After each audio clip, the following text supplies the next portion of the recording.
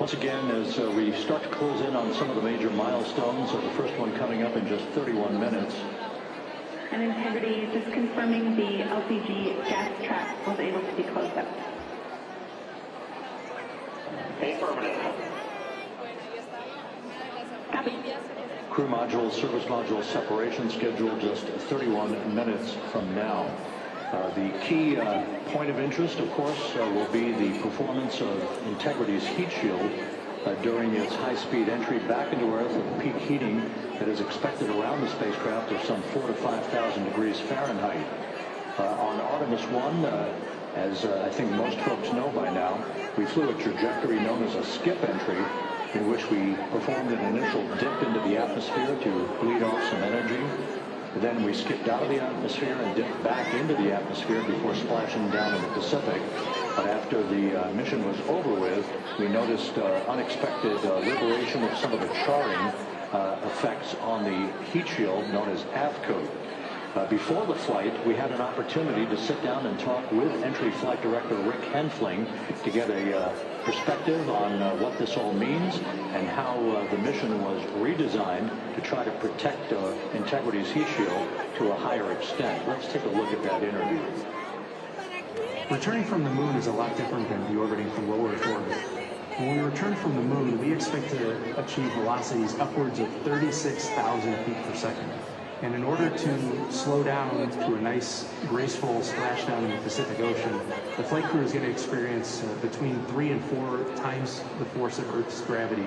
On Artemis I, pressure buildup inside the char layer of the heat shield resulted in the char losses we saw. NASA established a Tiger team whose job was to investigate the cause of the problem and then make recommendations on how to fly the Artemis II mission safely and successfully. And so for Artemis II, we are going to fly a profile that ensures the spacecraft will not see that same type of pressure profile. And so the char losses seen on Artemis II will not be like the ones that we saw on Artemis I. Rick Henfling indicated that the orientation of the spacecraft and the shortening of the distance of transit to the splashdown zone from the point of entry interface when we reach the 6:53 and 30 seconds p.m. Central Time should do the trick in the deleterious forces as that heat shield that were noticed on the Artemis I mission. We see a beautiful sunrise, so let's get this up.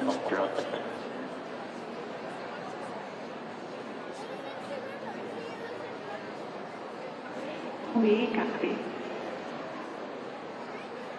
Commander Willing is power in space mission as Integrity is passing over the southwest coast of Australia now at an altitude of some 7,600 nautical miles.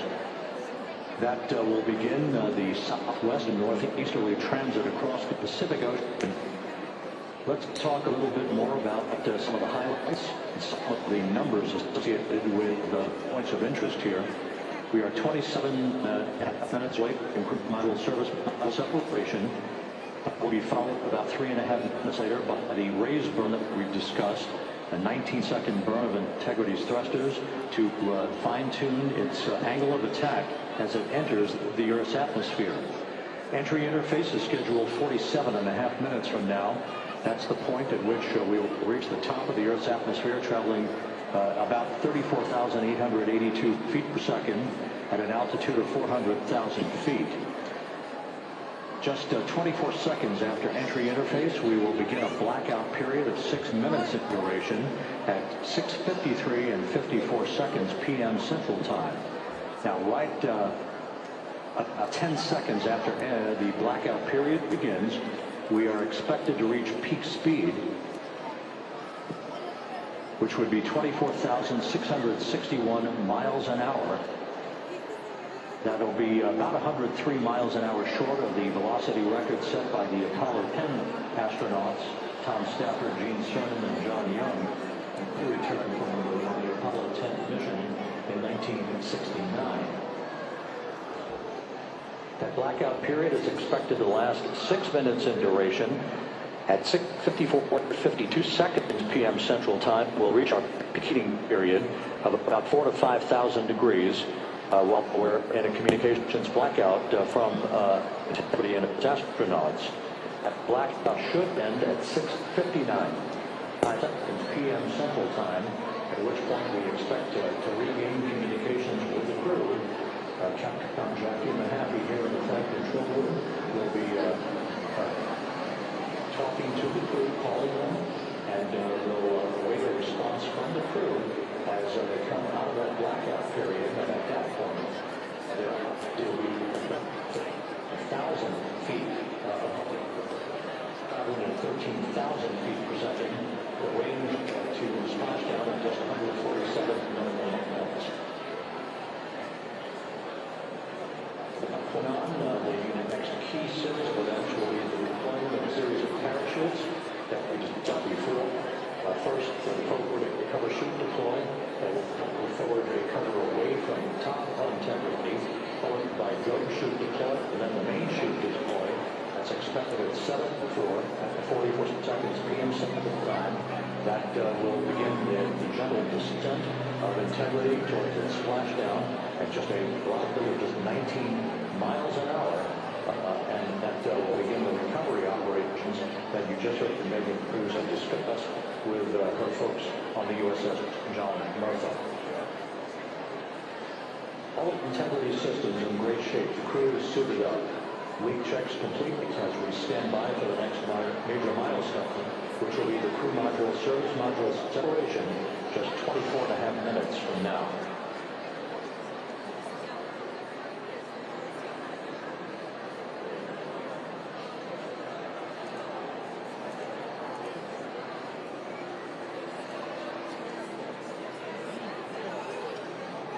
All of the activities from the start of entry interface to the point of splashdown will be rapid fire, just 13.5 minutes from the point at which we begin descent into the Earth's atmosphere to splashdown. Just to show you, during the flight surgeon alluded to in his interview with Megan Cruz, all of the things to decelerate the vehicle from traveling around Mach 3 to just 19 miles per hour at splashdown. All of that happening in just 13.5 minutes. But the vehicle and parachutes are all designed to support that. We stand to report that to you in function as these milestones are picked up and as we through during the entry interviews, just when they emerge from a blackout period, and at that point we'll be just minutes away from splashdown.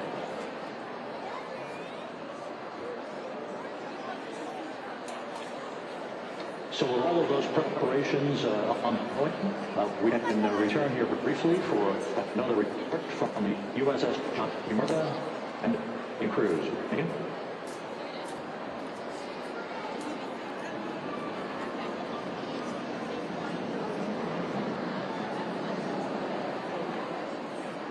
And we'll regain that communication with the USS John P. Martha just momentarily. In the meantime, everything is on track for Integrity. The flight control team here in Houston, by Entry Flight Director Rick Handlin. You're talking to who is that of Jackie Mahaffey. She will be reporting everything to the crew and receiving their reports as they enter the atmosphere for the 13.5-minute plunge back into the atmosphere for splashdown off the coast of San Diego. Now, paddle ship back with the crews aboard USS Artemis. Megan?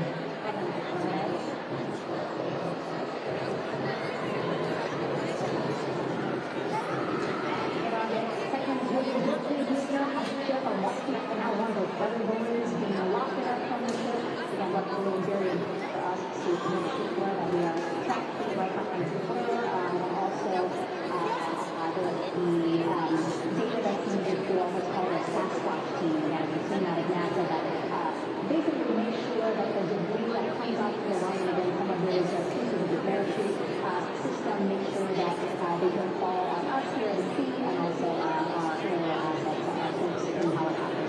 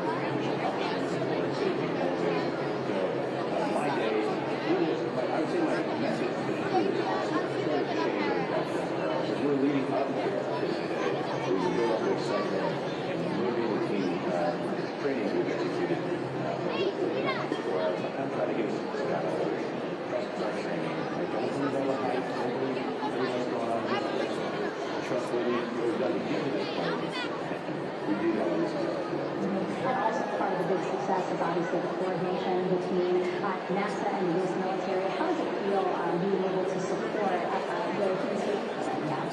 Yes, since 1959 with Mercury, Gemini, Apollo, there's history between NASA and Navy and the launched itself. But like any other field, it's practice regularly, let's get after it. So we had a few decades off from that. So over the past 5 years, really a big shift in the past year. We've constantly training and looking for this number, building up the practice. So we get this like this, trust all the training. We're working with NASA, the Air Force, and then with the society, and then more type of high-performance organizations coming together, working with them. We are seeing that here on board. We had some great words this morning saying just that again, that it's really nice to see everybody working together and so excited. You just became the commanding officer of this ship back in February. How does it personally feel for you to be part of this historic moment again? Yeah, I mean, first and foremost, I'd say any opportunity to command any warship in the United States Navy is a tremendous honor. Is a pinnacle of any naval officer's career. That being said, my commanding chief of planes approaching, real Artemis is going to be in the window here. To say that I'm humbled, honored to use understatement. What really just excites me is the opportunity to see this crew who's been trained so hard over the past year plus come together. It is what inspires me. Listening to NASA and the ownership and the pride they take. They make my career better. I think we're making NASA better together. That synergy is national. I'm happy to see and hopefully take over the main thing in my career. All about partnerships, we couldn't do it without you, and we couldn't talk so much without our international partners as well. So thank you so much, Franklin. It was really great to have you here. All right, Rob, back to you. Thank you, Megan. Back here in Mission Control in Houston. We just had a quick view of the crew. We'll get that view back, and there they are again. Here in Mission Control, the team of flight controllers led by Rick Hentling and Jackie Mahaffey serving as the spacecraft communicator. We have just handed over to on the deep space from the time of the translunar injection going back on April 2nd. We just handed back to the tracking and relay satellite system as we prepare for the crew module service module separation that will take place just 17 minutes from now. With the Earth ballooning in front of Integrity as it barrels back for a splashdown of the Pacific just 50 minutes from now, we're just 5,700 nautical miles from splashdown. Just one other quick note about the comparison from the Artemis I entry profile to the Artemis II entry profile and how that is serving as an extra layer of protection for Integrity's heat shield. The Artemis I entry had an entry range of some 3,178 nautical miles, a very long downtrack and a very longer period of exposure to heat loads than we're experiencing tonight. It also had that skip entry profile that we discussed earlier, dipping into the Earth's atmosphere, then back out, then back in. It was about 20 minutes of exposure. Integrity Houston, comm check on Teeters.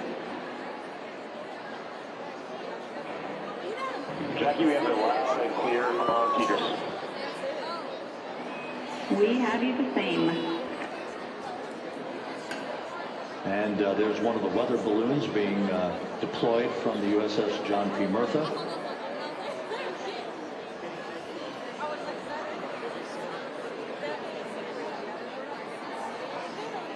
So the Artemis I entry had the vehicle. Update on GPS, we haven't seen a track yet.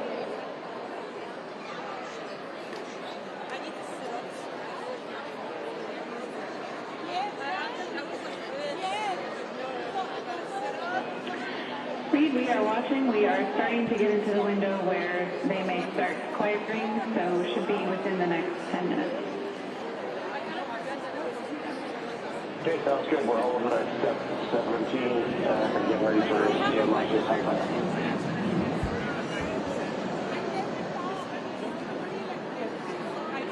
And that exchange indicating that we are expecting to acquire data from the GPS system on board. That'll be a navigational tool that will basically tell Integrity's computers that they're on track down the center line of the corridor for the entry interface that will lead them to their splashdown point.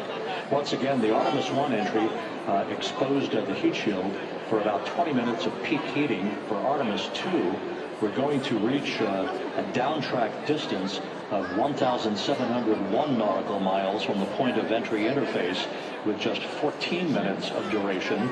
And it's basically a different angle of attack, a little bit steeper angle of attack that will protect the heat shield from excessive heat loads.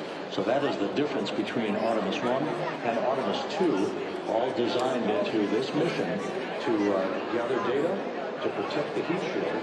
Since the Artemis III mission and beyond will have a different design heat shield that will allow an escape entry type of profile to be resumed for all of the future missions coming back from the south pole of the moon when we initiate lunar landings. So we've handed over to the tracking and data relay satellite system. That's where we'll have communications for the rest of the flight. Just to give you time, we're 13.5 minutes away from crew module separation, and just 17 minutes away from the razor from that 19-second firing of the thrusters. That will basically the final tuning of the angle of attack for integrity is the Earth 7 sphere.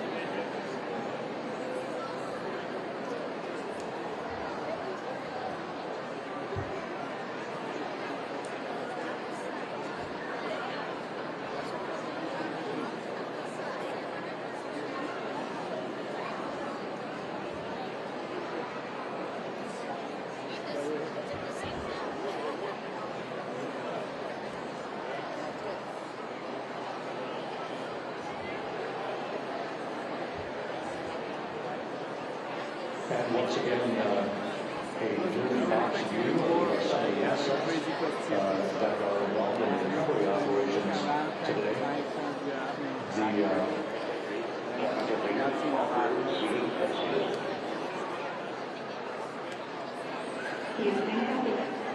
That confirmation relies on the board and quickly.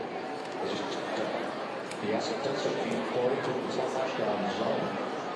At the time of splashdown, we expected to be about 5 miles away from integrity, keeping a safe distance until we are sure that the vehicle is in the water and upright, and that it is in a good configuration system-wide for the recovery team to begin to approach the vehicle to erect that inflatable raft.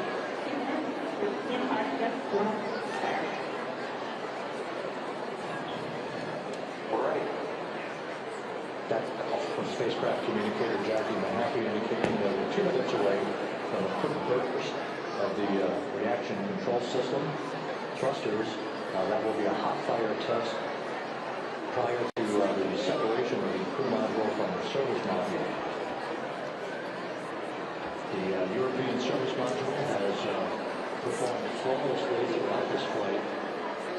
Everything, all the burns that have been prescribed for that service module have been executed on time and without a problem. There is the European flight control room that has overseen the manufacturing, the design of the European service module. They deserve quite a bit of credit on this mission for not only propelling the integrity and its astronauts toward the moon, but also conducting the fine-tuning of its trajectory to bring it to this point where we are dead spot on down the middle of the corridor trajectory-wise to bring integrity down for its splashdown in the Pacific just 44 minutes from now.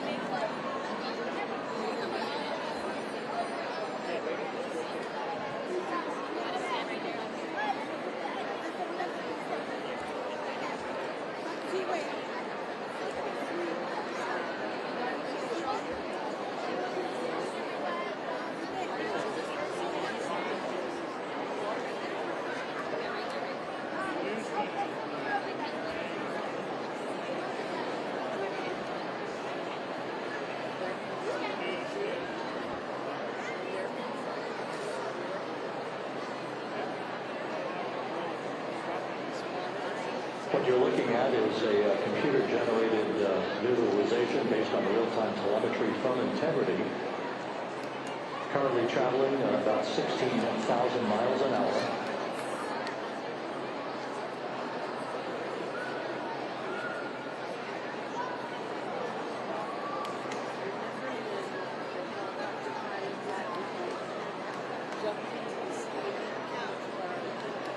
Integrity traveling about 16,000 miles an hour.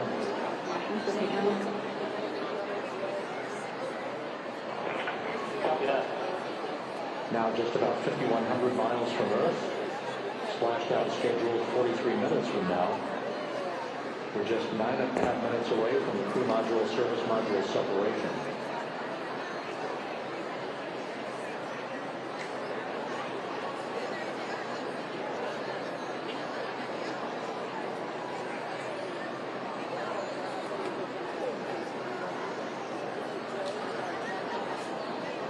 We are confirming.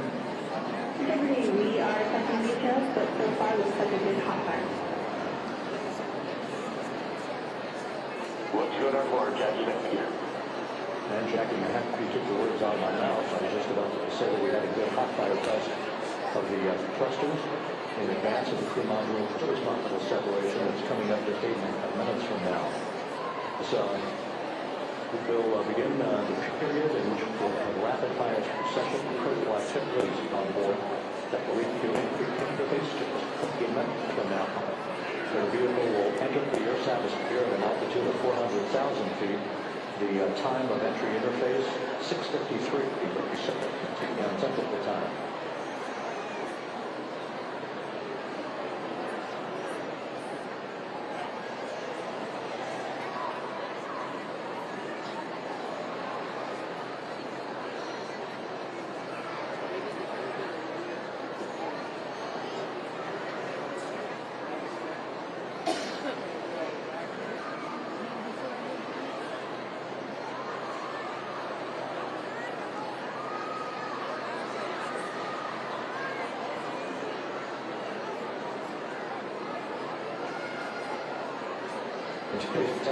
So we're awakened this morning to begin entry preparations.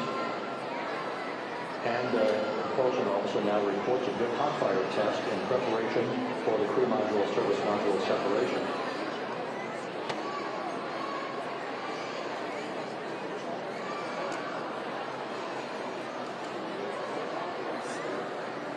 We're now inside 41 minutes until splashdown. Integrity Houston, we have confirmed a good CMRCS hot fire, and although we are not seeing GPS acquired yet, you can skip the troubleshooting step in 157 for now. Integrity comes.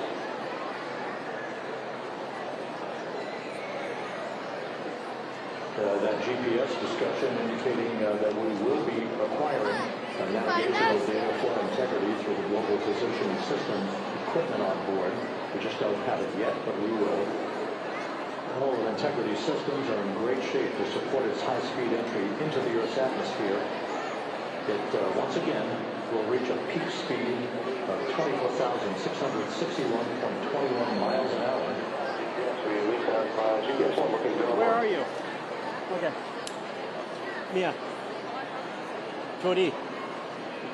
We are confirming.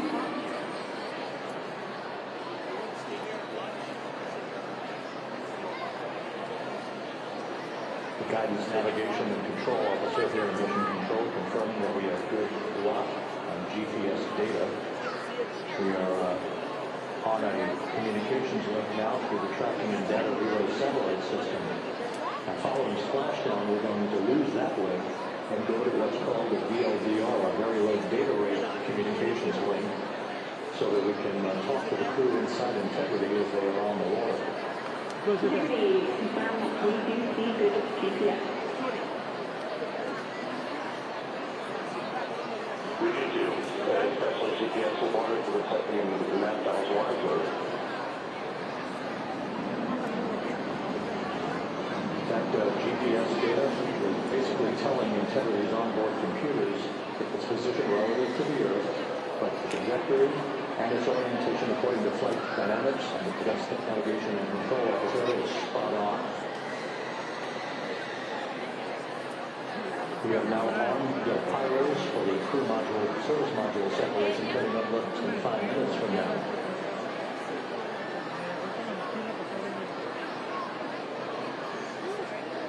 Once again,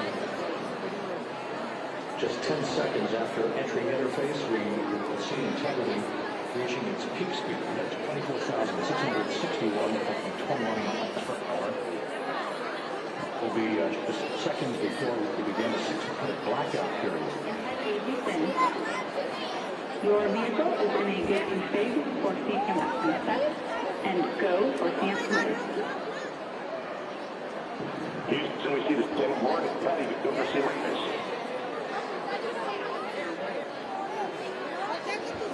That CM raise referred to as the slight firing of 19 seconds by Integrity's thrusters, with a change in velocity of 9.9 feet per second, a slight nudge of the end of the vehicle, slightly upward, providing the final angle of attack as the vehicle entered the Earth's atmosphere.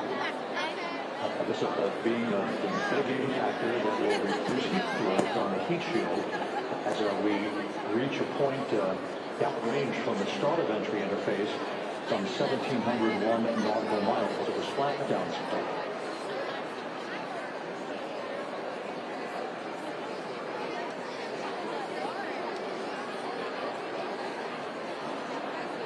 Integrity system is in excellent shape. We are currently 3,300 nautical miles left in this mission. Splashdown scheduled 36 minutes, 39 seconds from now.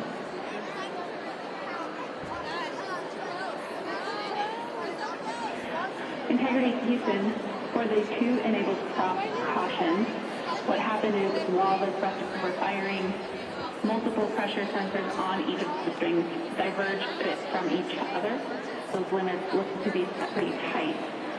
We think it could happen again when the thrusters fire in the future, so we are going to suppress those messages. We concur with Splashdown, and thank you. That exchange between Jackie Mahaffey, our Capcom for tonight, and Reed Wiseman aboard Integrity, indicating basically to ignore sensor data. All of Integrity's systems are in good shape.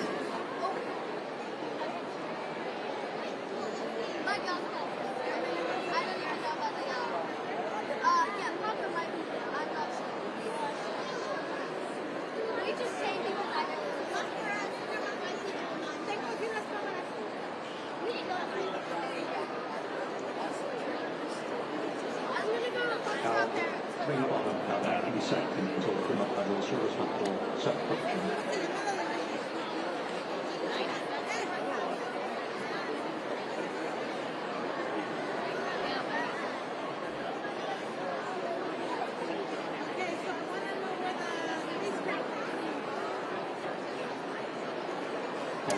Your mission control, we enter in vertical techniques.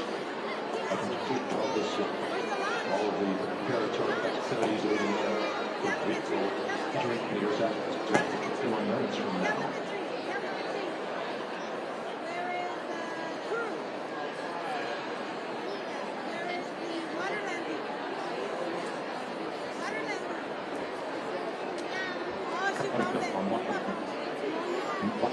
Until crew module separation.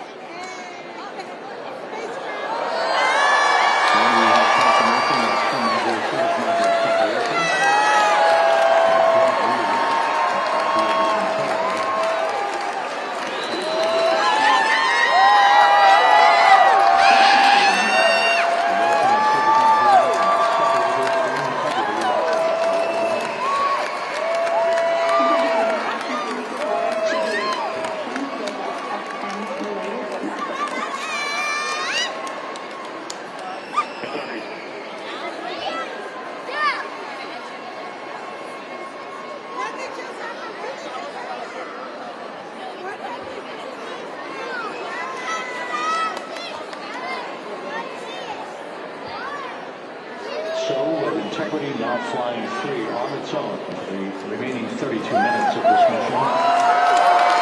Next up, the raise of the pilot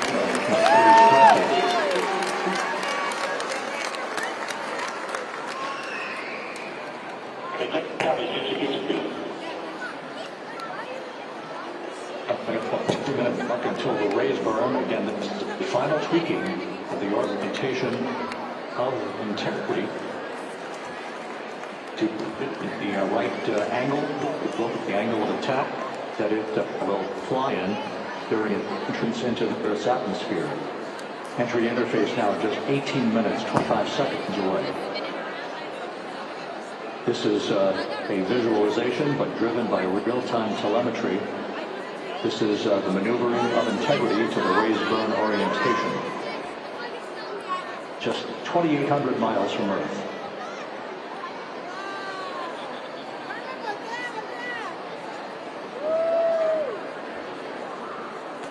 Houston, we got a great view of the European service module out the window with the sun hitting the side of the terrain. That's a worm right there. It's a beautiful looking machine. Roger.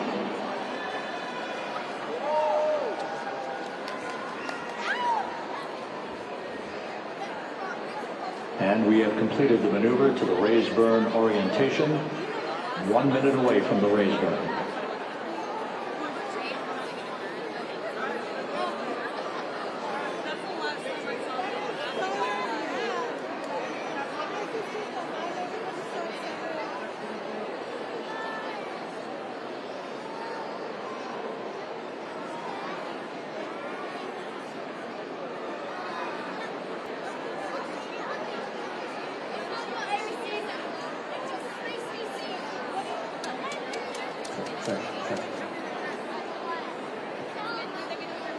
Hey, ladies and gentlemen, thank you for coming. My name is Jim Kidrick. I'm the president and CEO of the Air and Space Museum, and we're just thrilled that you're all here.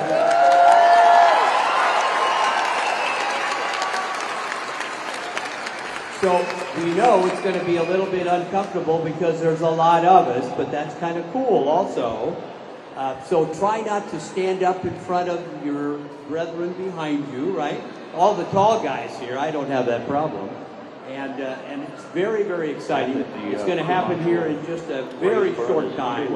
But we're here to celebrate what all of us call American exceptionalism, okay?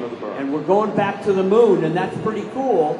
And it's not going to be a one and done. It's going to be a great future, okay, for this country, the space program, and the kind of, I always say that we are an exploring, pioneering people. So they're out there doing it for us, realizing they're testing a brand new Orion capsule, a brand new rocket, a brand new crew, and all the technology that Mercury, Gemini, and Apollo didn't have, okay, that you have in your cell phone in your pocket. So this is very exciting. Please pay attention to your Air and Space Museum in the future. We're going to do more. And thank you very, very much for coming. Like I said, try to give everybody some visibility. There are also some big screens around the museum, but we know it's going to be a little crowded. We knew that, especially when we got the turnout. People were starting to call us and where do we go? So, how many people like paid parking in Balboa Park? Okay, good. We'll vote on that later. But thank you again for coming. Pay attention, be as quiet as you can, so we can hear and we can join in the experience of Artemis II and Orion returning to San Diego.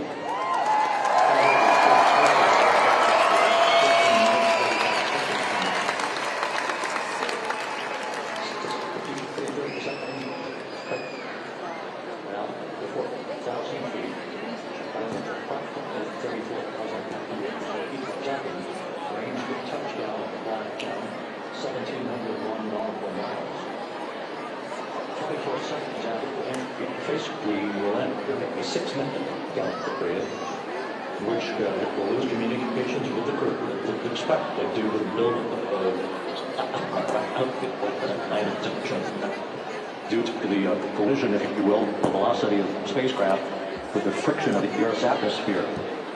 A significant blackout is expected again at 53 and 54 seconds p.m. Central Time. During that period of time, we will reach a peak speed of 24,661 miles per hour.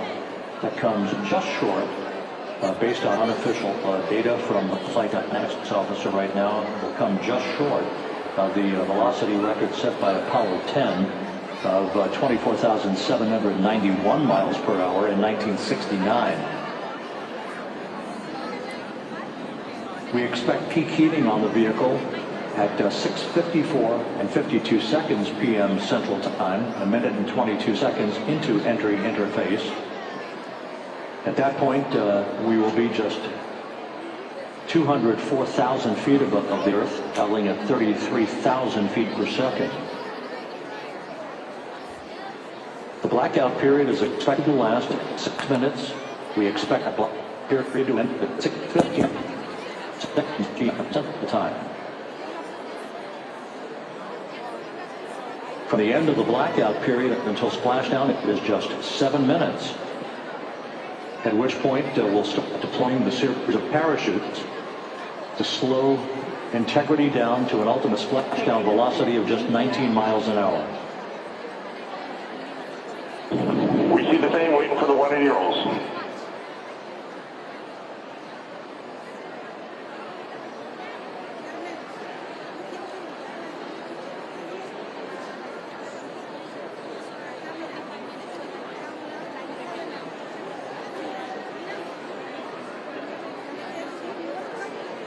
The parachute deployment sequence, once again, will come in several segments, but in rapid-fire succession. And we have a great view of the moon out window 2.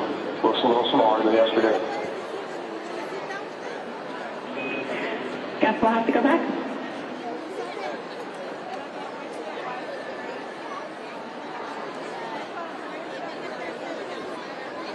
Reed Wiseman and Jackie Mahaffey exchanging discussion on a view of the moon that Integrity's astronauts are seeing in the final minutes of this mission that will be completed with splashdown just 25 minutes from now.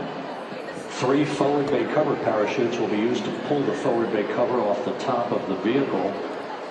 Then 2 drogue parachutes will be deployed to slow and stabilize the crew module during its descent, followed by 3 pilot parachutes that will lift and deploy the main parachutes from the forward bay. The final sequence will have 3 main parachutes deployed. These will be 116 feet in diameter, each main parachute approximately 265 feet long when reefed. The parachutes will ultimately slow integrity down from its peak speed of almost 33 times the speed of sound to a gentle 19 miles an hour as splashdown.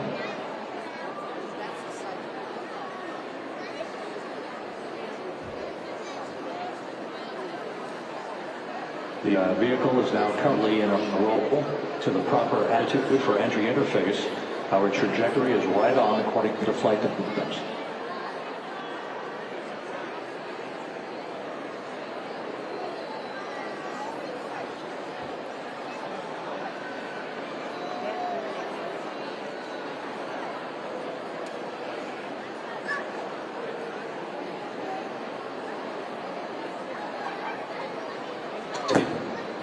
Trajectory south of the northeast across the just sitting right there at 15,000 feet per second.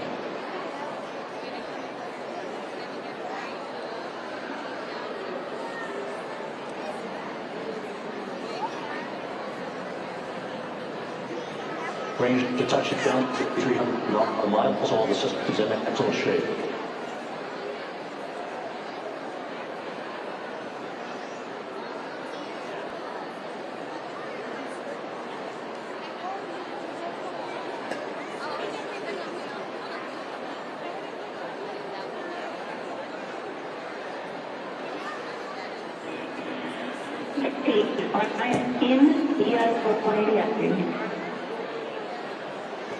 Looks on board, Jackie.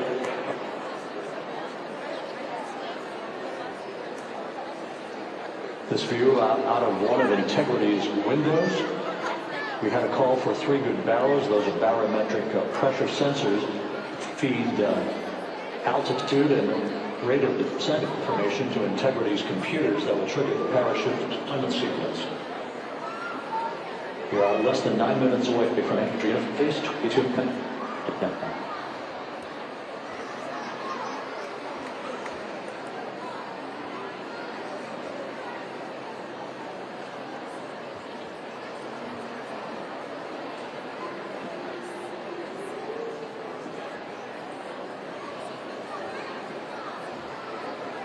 You can see the reflection of one of the crew members in the window.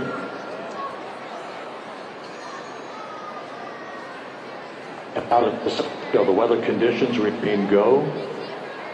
Just a few clouds, some scattered clouds. Wind 10 knots. Wave heights just about 4 feet. A gentle day in the Pacific for the homecoming of Integrity's astronauts.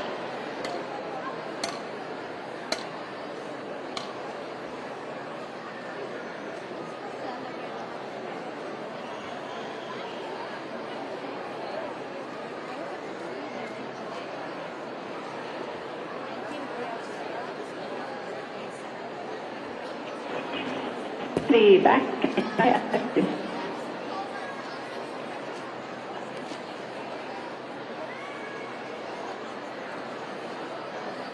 You should have came up more, Jack.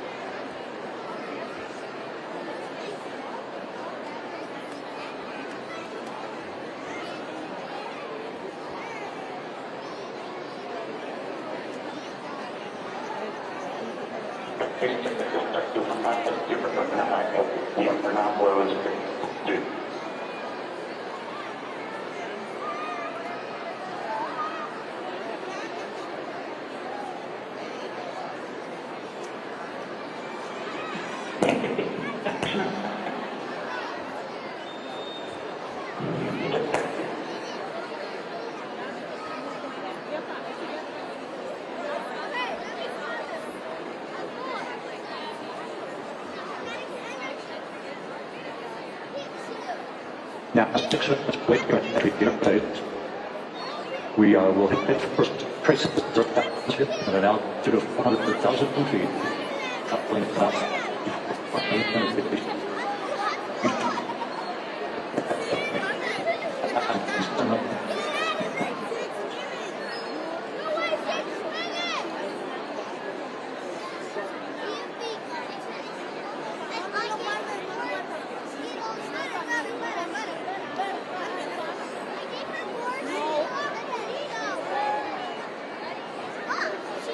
Once again, to 100, just 0.44 seconds. You expect to lose communication with the black group during a 6-minute blackout period with that plasma shoulder around the addition due to heat effect.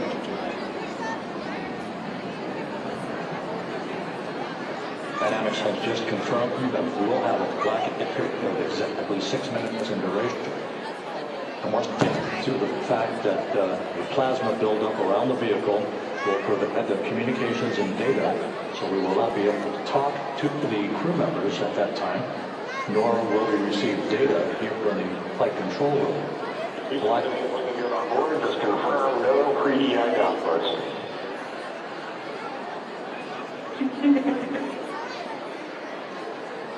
Blackout period to begin at 6:53 and 54 seconds p.m. Central Time, and again will last about 6 minutes in duration.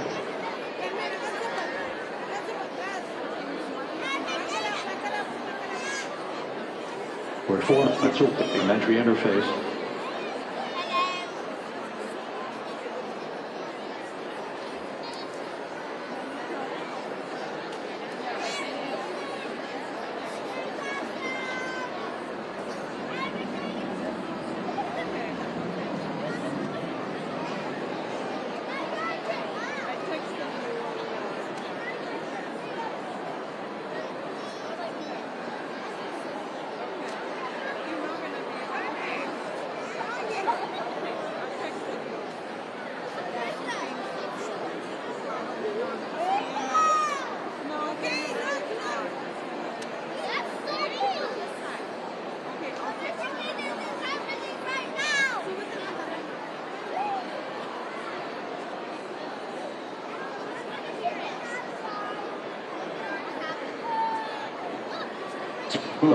The Telemundo has less than 3 minutes from interface.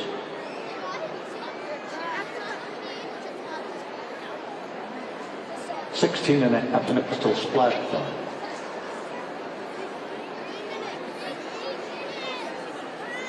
The USS John P. in position at the infantry assets to receive imagery from as Artemis enters the Earth's atmosphere and through parachute deployment.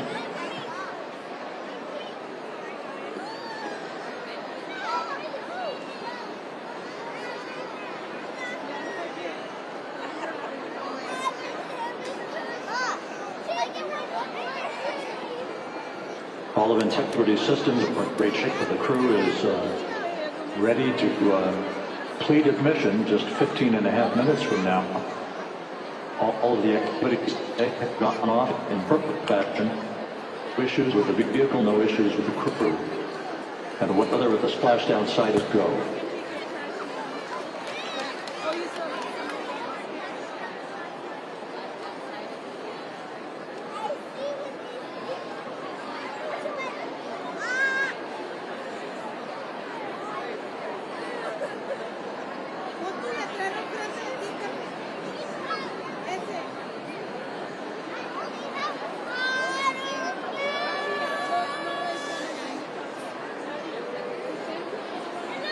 Coming up on 1 minute until entry interface.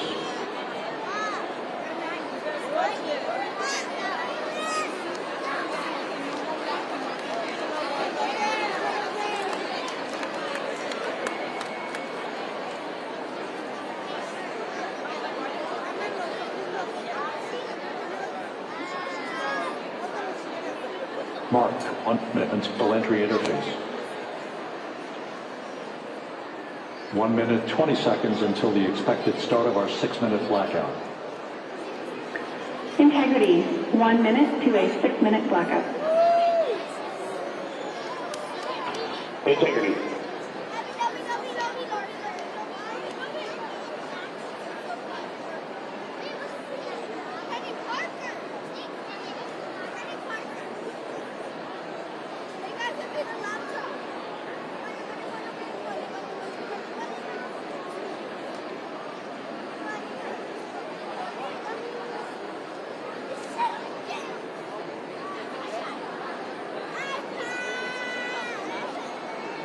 Ten seconds till entry interface. 8, 7, 6, 5, 4, 3, 2, 1. And we have crossed the threshold now, entering the Earth's atmosphere. We're 850 per second.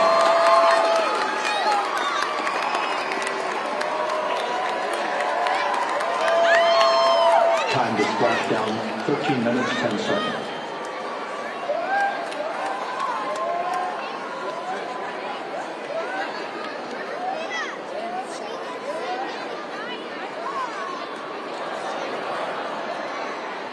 And we've entered our communications blackout. This will be a 6-minute blackout period. No voice, no data from crew.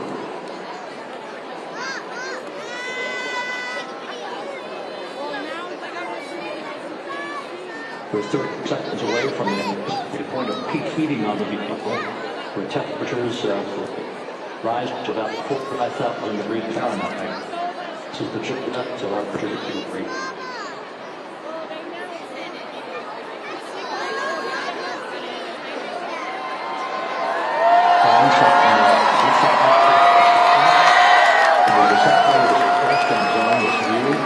Of integrity.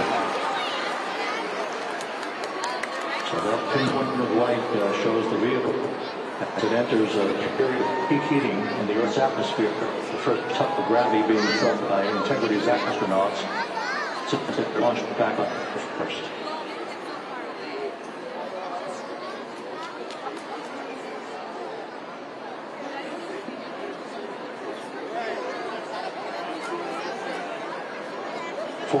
That's a blackout period. Time down 11 minutes, 33 seconds.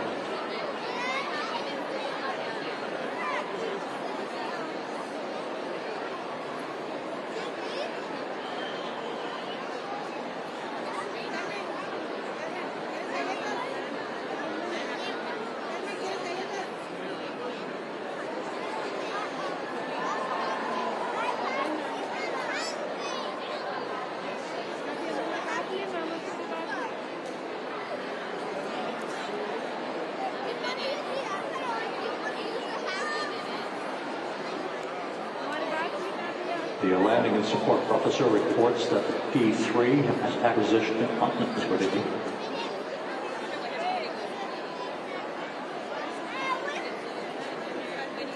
Three and a half left in it.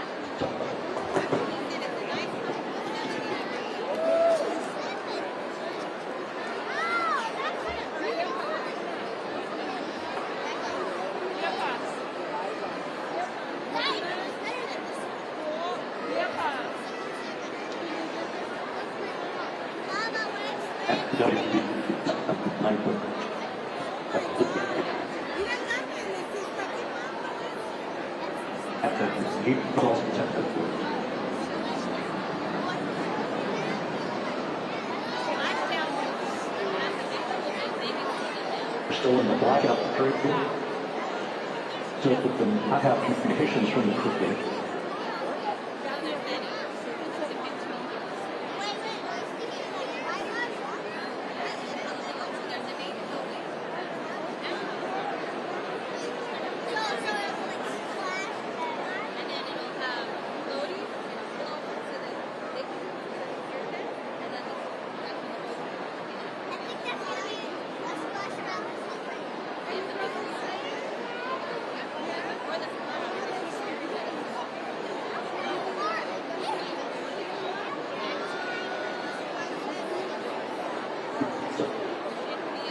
Got blacked out period.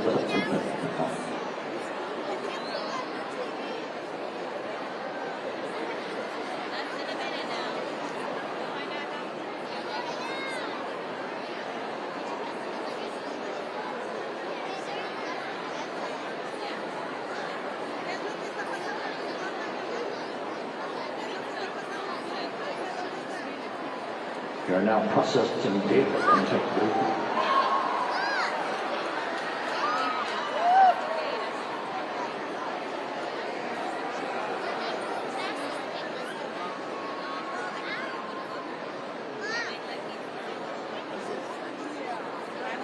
Landing and support officer reports small boats are en route to the Splashdown.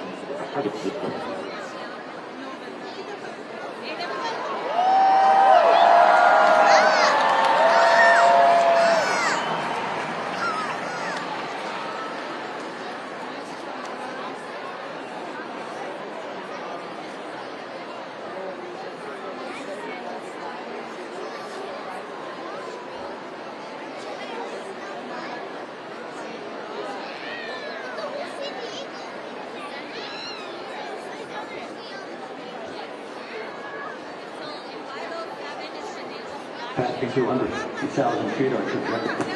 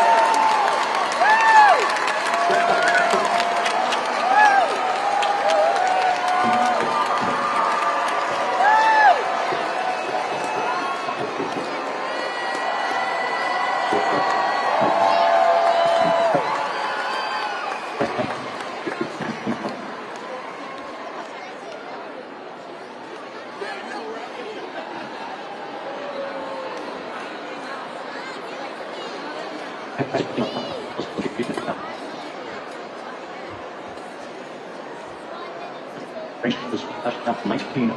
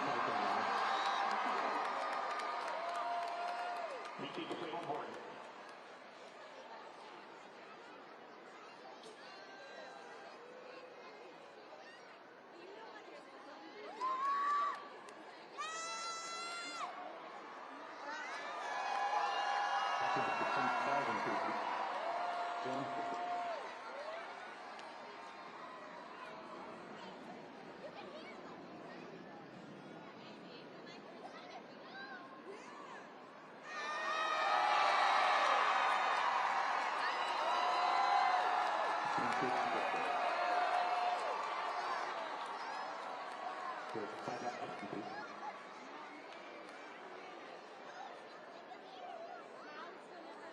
and recovery beacon is back at integrity.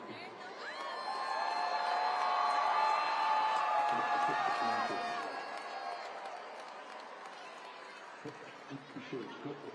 Good, just separate. Good looking parachute.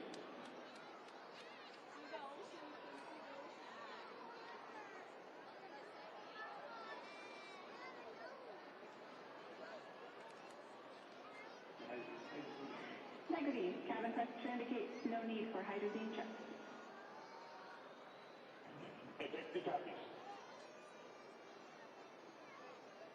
This is a perfect descent for integrity. Its crew sounding hardy on board. Time to splash down 1 minute 15 seconds.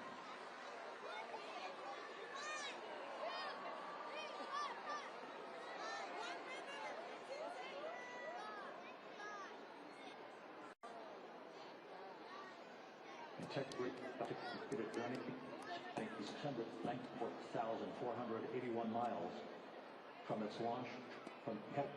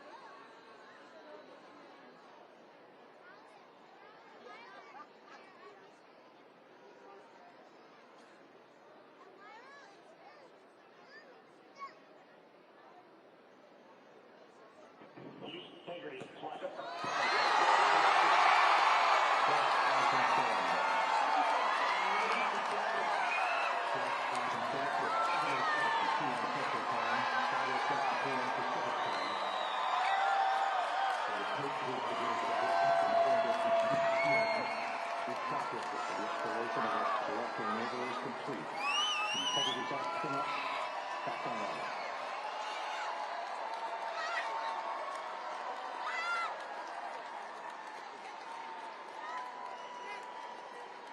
And the landing and support officer reports the vehicle escaped for one. He's still deploying the crew module operating system to maintain that orientation. A perfect bullseye splashdown to integrity and splashdown.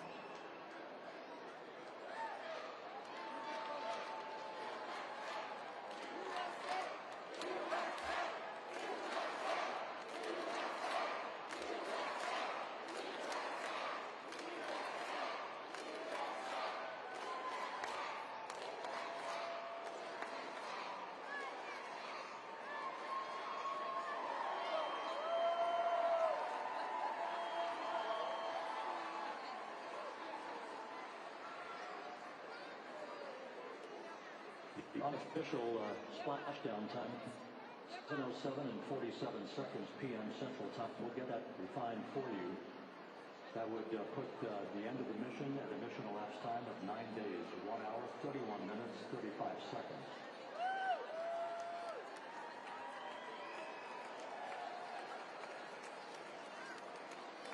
And we're configuring for very low date break.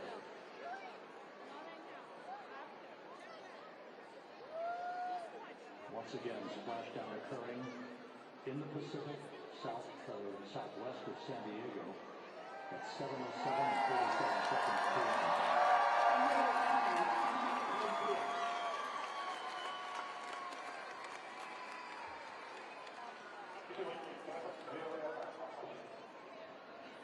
We have received over in deployment. Communication established. We are stable one. Remember.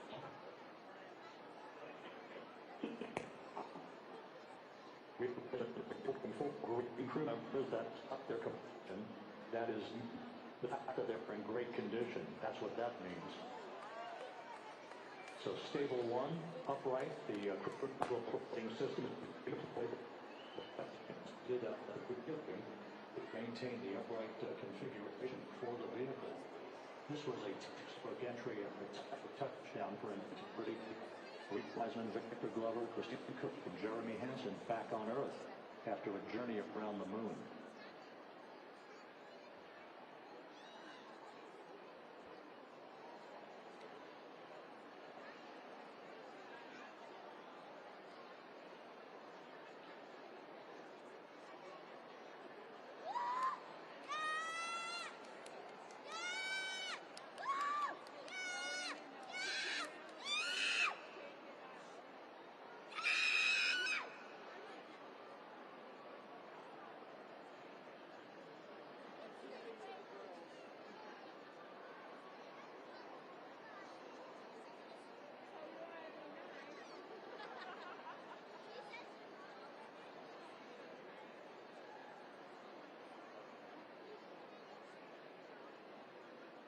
We continue to monitor the functioning of the senior system. The airbags are being inflated to maintain a stable one or upright configuration. There's a good view from one of the naval helicopters hovering overhead. Reed Wiseman reporting 4 green crew members, meaning they're all in excellent shape.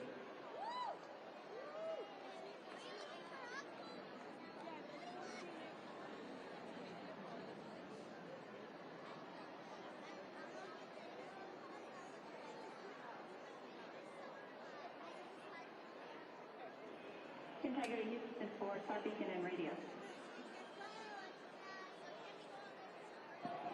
Star beacon is in 406, and we're firing it now. Go ahead. We see the beacon on, however, the recovery team is not seeing the signal. Your star radio uses the same antenna, so you may run into trouble with the radio. Okay, copy, and we're also firing up to the sat program now.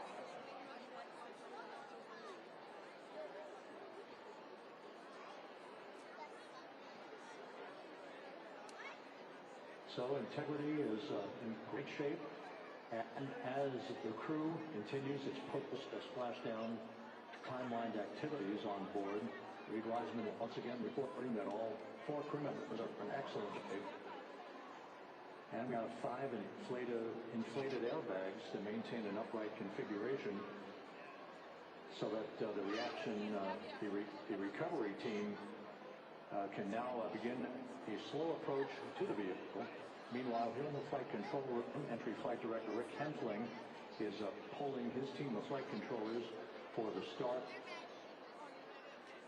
of powering down the vehicle after a thorough systems check. We have no toxic gases to be concerned about, so the recovery personnel can approach the vehicle, but not until we have powered down the spacecraft. That's expected to take a few more minutes.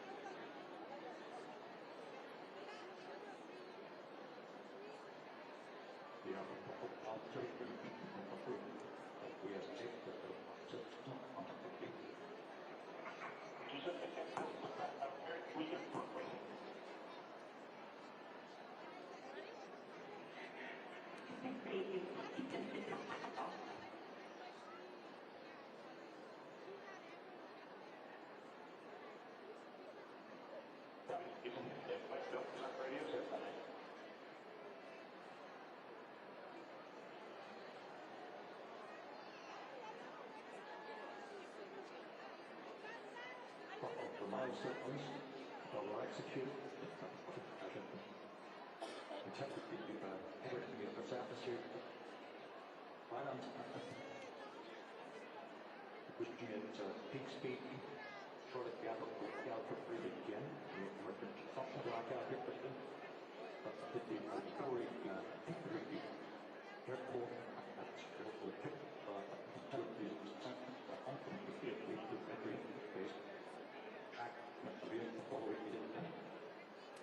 we saw the twins of two plants.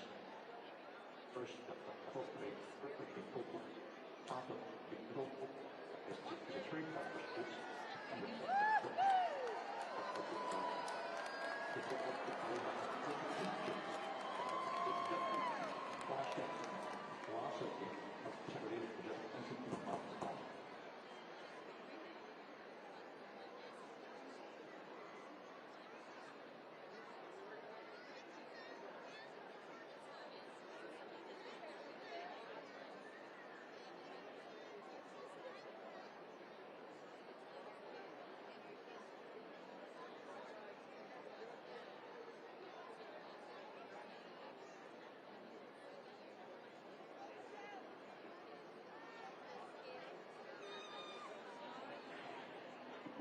Houston, with no jump on the car, and we'd like to spend an additional 6 minutes for a total of 3 minutes power down delay.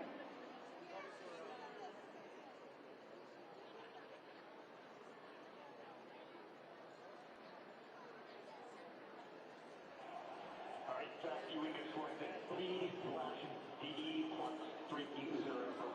No joy on that 3 horse effort.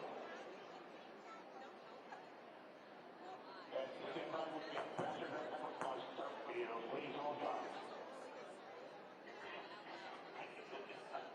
Jackie, we discussed the master than ever on start.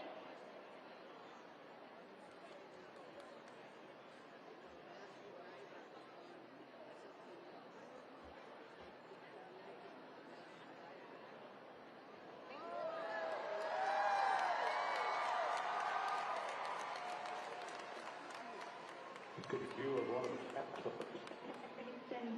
If you are happy with your compliment, you can go back to the 15-minute power down. Okay, stand by. Yeah, we'll confirm your crew on board and integrity coordinate with the flight control team and use air control on the timing of the power down of the precursor to the routine picking the spacecraft. There are no issues with integrity. We have a bit of working capability in establishing a SARSAT satellite phone communications capability between crew on board and crew and the recovery team. That's worked out here shortly. Cooling on board. So the right again the power down. On that phone and Confirmed, we haven't had any come through.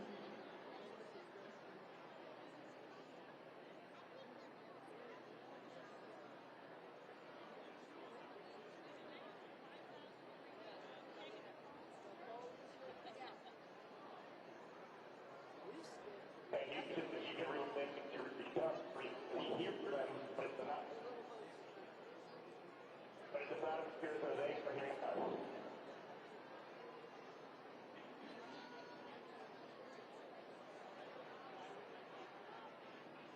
Shipping copies, and we just confirm that you are GPT on the radio.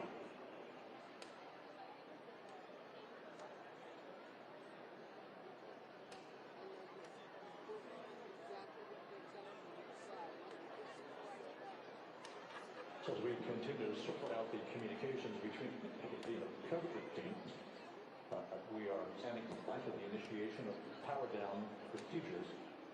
That, as you see, the recovery teams moving towards the cycle capsule. The next major event will be the erection of a large inflatable raft called the front porch.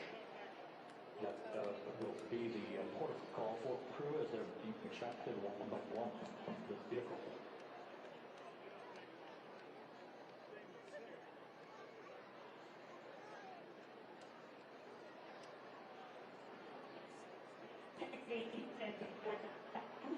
We are going to call you.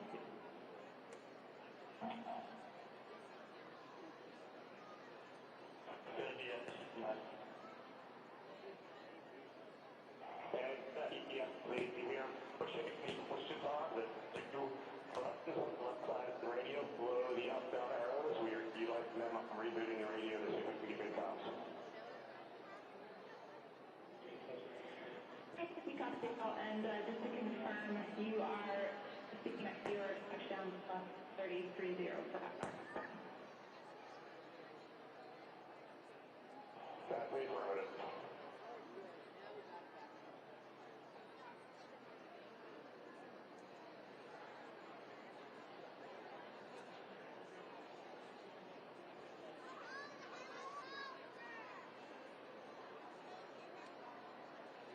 We are trying a backdoor approach to have mission control here call the crew on their satellite phone. It's all part of the coordination power down of the vehicle that will initiate the actual recovery operation. The first boats with aviators on board are standing by, waiting to close in on integrity to begin the process of erecting a large inflatable raft that's called the front porch that will be where the astronauts are extracted from so that they can have a few minutes to get their legs back before they're hoisted aboard the Navy helicopters for flight back to the deck of the USS John Murphy.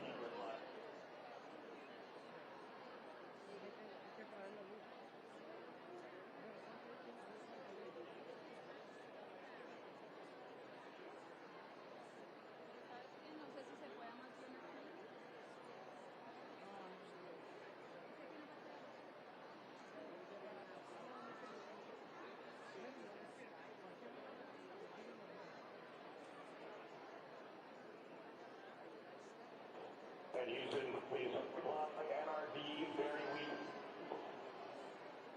unreadable, mass diver. We can hear it.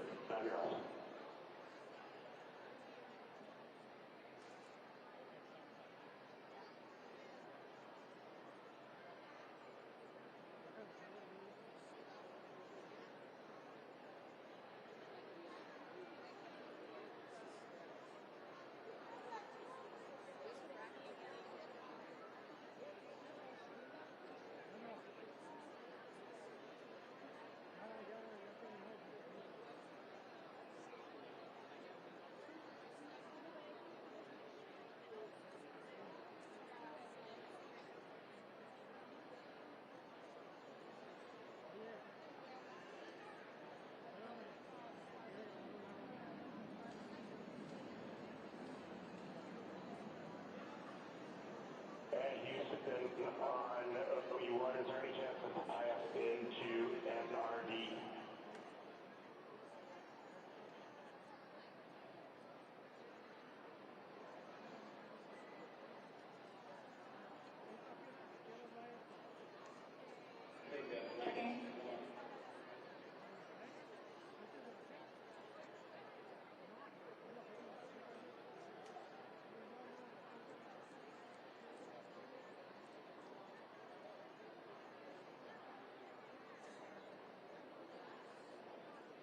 This is Mission Control.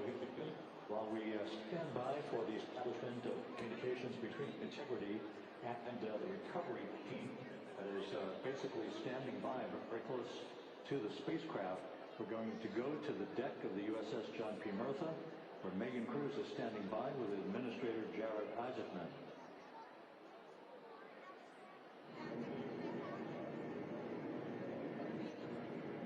Hey, Rob, yeah, just such an honor to be able to be here on the ship, to be able to share and experience this moment with everyone together. And of course, as you said, here with NASA Administrator Jared Isaacman.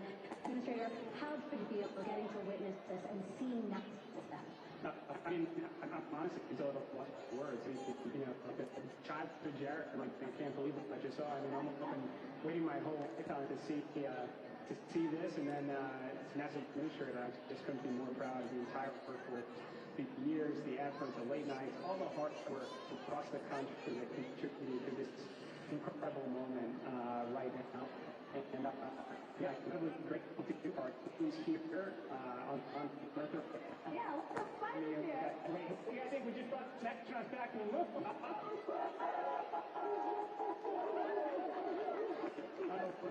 Thank you. Yeah, so grateful to that are here at the games, and this is a joint effort that's on the right now. Recovery forces are getting out to our Orion spacecraft to integrate, get our astronauts back on the ship safely. Yeah, this is a project for NASA. This is an accomplishment for humanity, and a historic mission to the moon and back. How does this make you feel, and what do you hope people take away from this?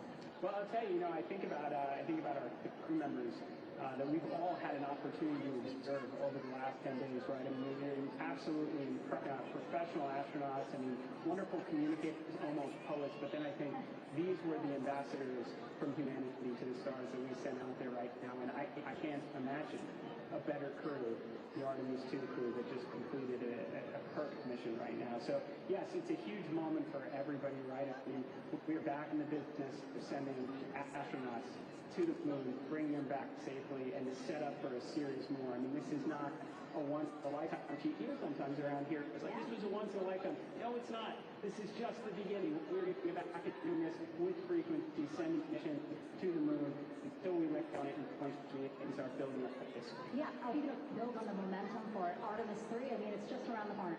Absolutely. I mean, that's, part of me too. Like, I can't wait to get the crew off of integrity right now, but also get the integrity back on the ship so we can start taking the light out, because all that data is so precious to us right now. I mean, we're going to definitely want to take a look at the thermal protection system. We're going to download all the data they couldn't transmit back to us and use that to inform Artemis 3. But we're already making progress, right? You had SRB segments already showing up at KC core stage for Artemis 3 is rolling out on April 20th. We're getting we're getting Mobile Launcher 1 back in the vehicle assembly building. So yes, there is a lot to celebrate right now on a mission well accomplished for Artemis 2, and at the same time, we got to start getting ready for 3. Amazing. And last question, for people who joined us for all 10 days to see what we can accomplish together with international partners, what do you think about the fact that we're going to keep doing this more and more and more? See, it's incredibly exciting. I mean, yes, it's the contributions of the best enterprise across the NASA workforce, across the country, our industry partners, our international partners, the Canadian Space Agency astronaut on board and carrying the European service module. And you think, in the days leading up to this launch, I mean, 48 hours prior to launching Artemis II, I was meeting the Space Agency and signed a memorandum of understanding to build countries, all of our allies and partners coming together saying, we are committed to this effort, we are returning to the moon, we're doing it to stay, we are building that enduring presence, we are going to master the skills on the surface of the moon so someday we can undertake missions to Mars. It's just an incredibly exciting time, and we're not going at it alone, we're bringing everybody along with us. Absolutely, and speaking of everyone, one more time, we're going to ask the crew here, you guys ready to land on the moon? I love that. Okay, well, thank you so much, Administrator. Appreciate you being here. We're, of course, going to stay on to watch the crew get extracted from Orion, so stay tuned, and we'll see you back here shortly.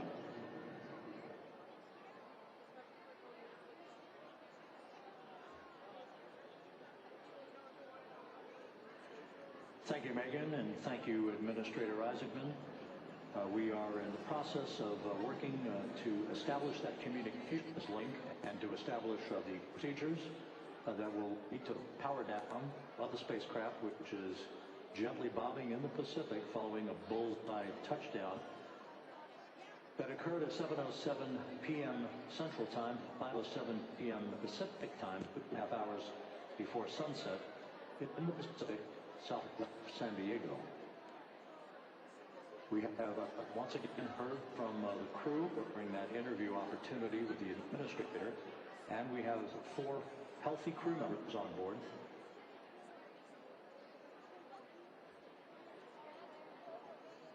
We now have confirmation that the vehicle has been powered down as a procedure, so we can get power down. And the flight control team here in Houston, Director Rick Hanfling, has handed over mission authority to the exploration ground systems team out on the Pacific. Now, we will physically get off console of this team until into the front porch.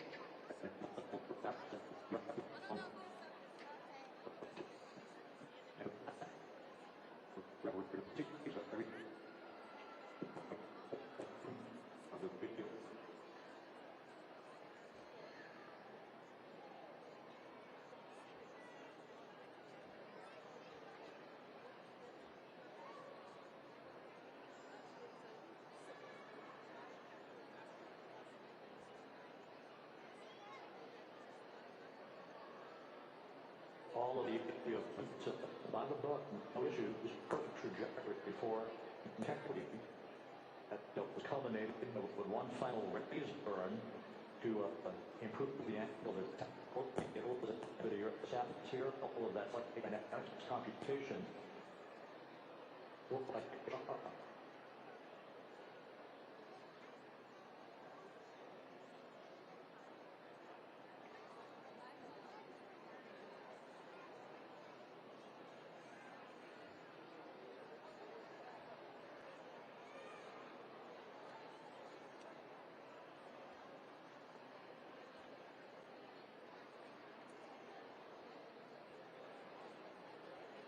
So we are standing by for the recovery team to approach integrity and begin the process of erecting that inflatable raft called the front porch, which will see the crew members be extracted from the hatch of Orion into that inflatable raft before they're hoisted aboard 2 Navy helicopters in a variety of different configurations. Each crew member will be hoisted in sequential fashion, in alternating fashion, 2 crew members for each helicopter before they turn around and head back to the John P. Murtha. Once on the deck of the ship, they'll be brought into medical bay for preventive medical exam. Reed Wiseman has reported several times that the crew is in excellent shape.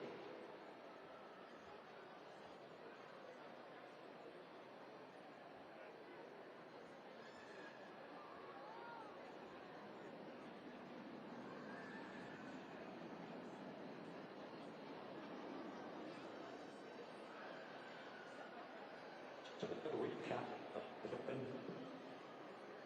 some 5.5 since the splashdown detector in the Pacific. The vehicle is in excellent shape. It performed a light check all the way down 3 years ago. All of the functions were checked in excellent grip hammer fashion.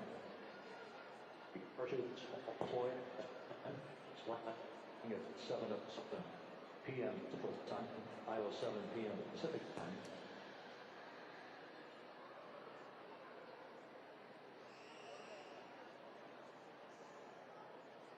And possible communication with the recovery team.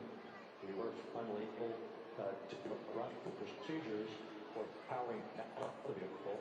We go over mission authority, export mission grounds in the Pacific, and the recovery team will be pushing the vehicle to the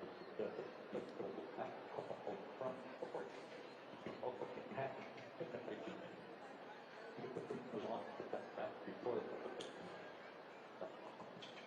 Navy helicopters, 2 crew members for each helicopter before they're flown back to the deck of the USS John P. Murtha.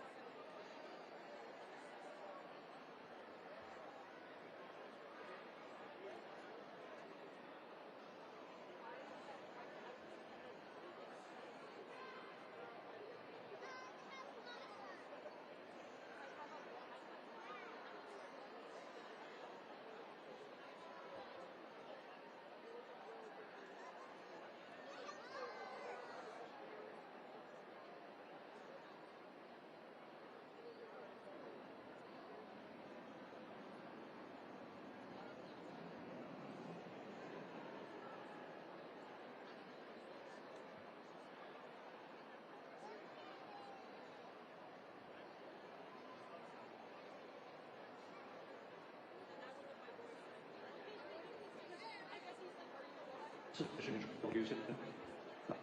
After talking to an expert, we have a bit of a refinement on the splashdown time for you. Their computation shows a splashdown time of 7:07 and 27 seconds p.m. Central Time.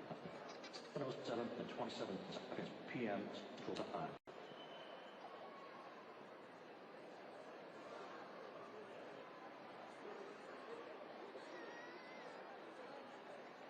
That would equate to a mission elapsed time of 9 days, 1 hour, 32 minutes, and 15 seconds.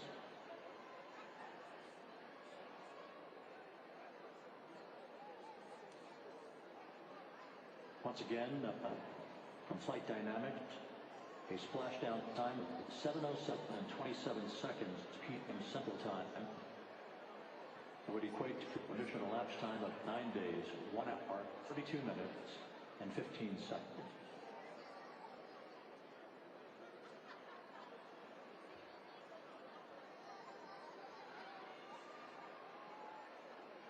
Reports from the Pacific indicate that the recovery team, in communication with the crew aboard Integrity, that the crew remains in excellent shape as they await the approach of the team for a final hazard gas evaluation before they move to the side of the vehicle to erect the inflatable life raft called the front porch.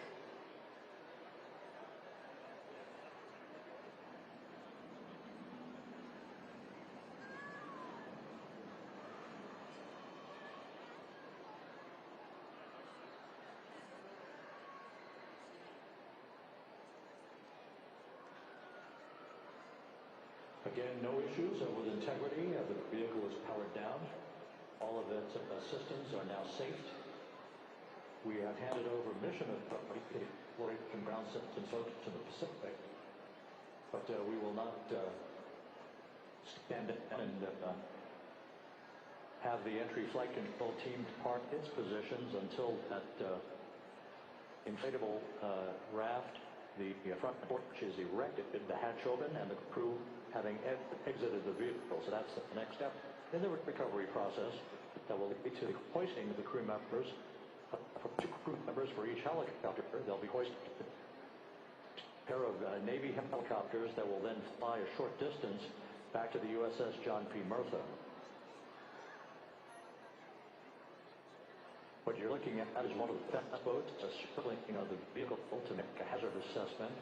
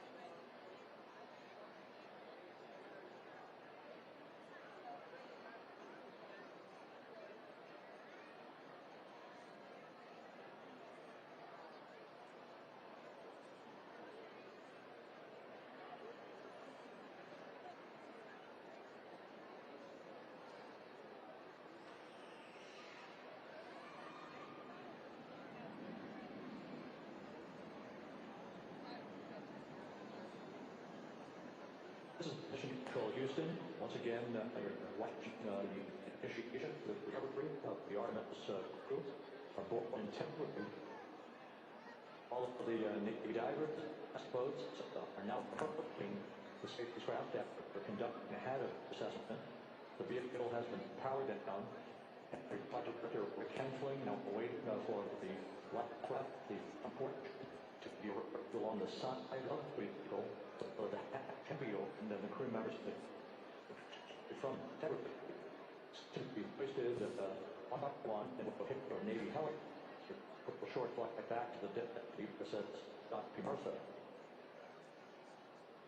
We talked about a more official down a Splashdown time, as it were, of 7:27 p.m. Central Time, 5:07 and 27 seconds p.m. Pacific Time.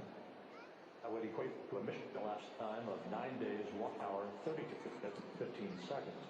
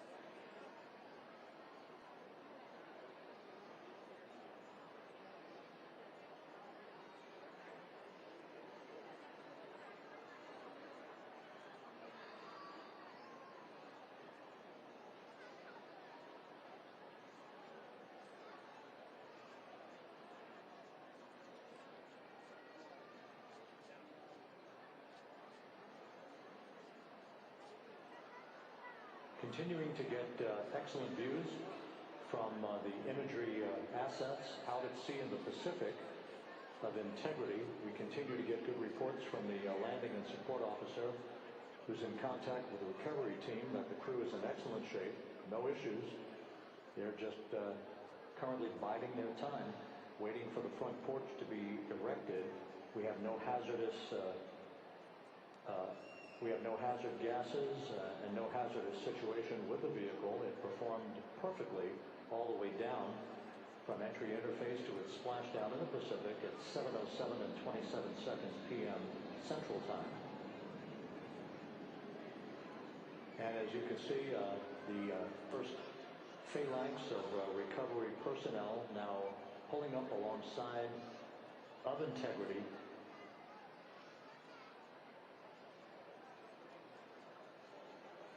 This includes Navy divers, a Navy flight surgeon,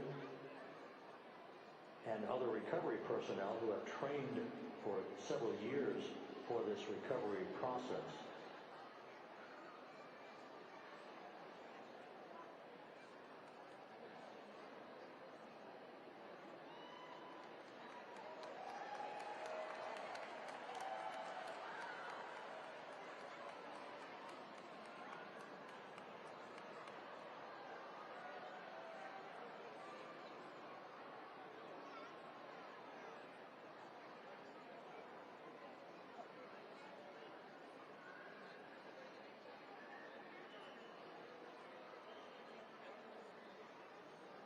At this hour, some 41 minutes following splashdown, the vehicle has been powered down.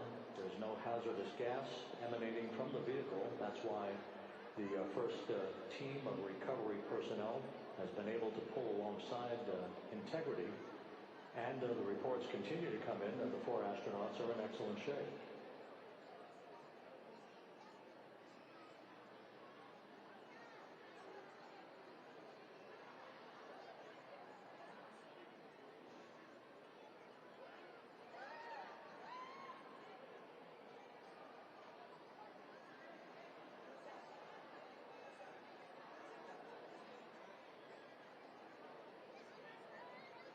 Yes.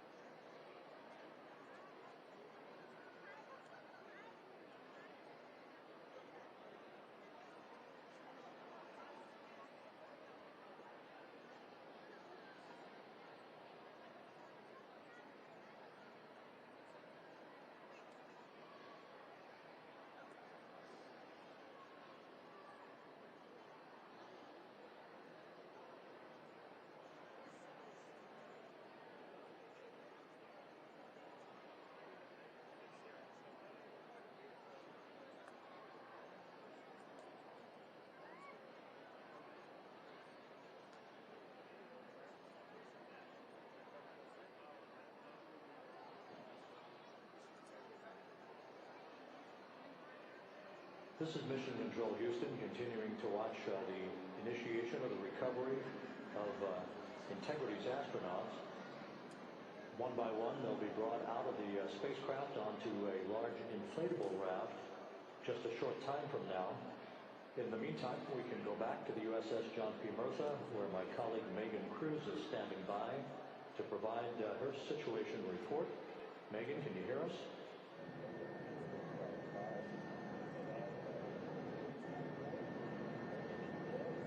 Hey, Rob, yes, I can hear you. Thank you. Yeah, we're back here on the bow of the recovery ship where there are still plenty of people peering out into the water. We are not very far from the action everyone is seeing on their screen now. The Orion spacecraft, Integrity, in the ocean, surrounded by a number of recovery boats.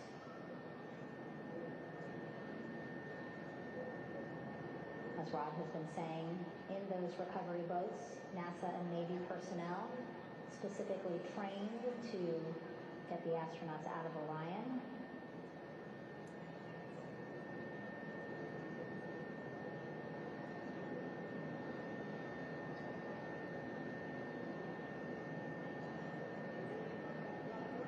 In some of our wide shots, you can probably see that there are 6 boats out in the water. More than 40 people out in the water right now on those boats.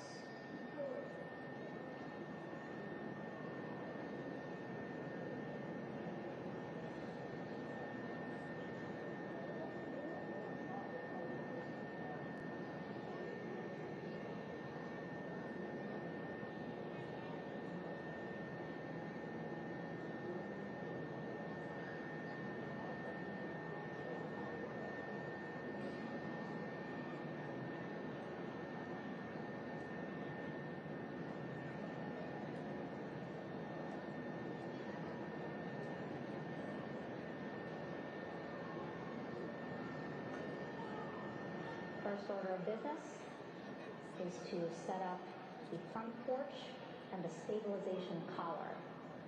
You might also hear it referred to as a stab collar.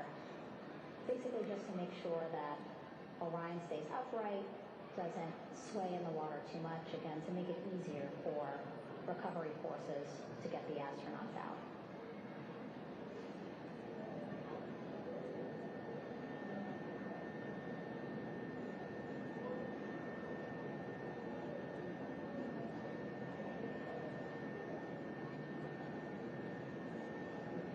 Again, we splashed down in the Pacific Ocean just after 5 p.m. Pacific time here. It's a requirement by NASA to be able to get the crew out of Orion within 2 hours of splashdown. So doing great on time so far. Plenty of time. No rush either.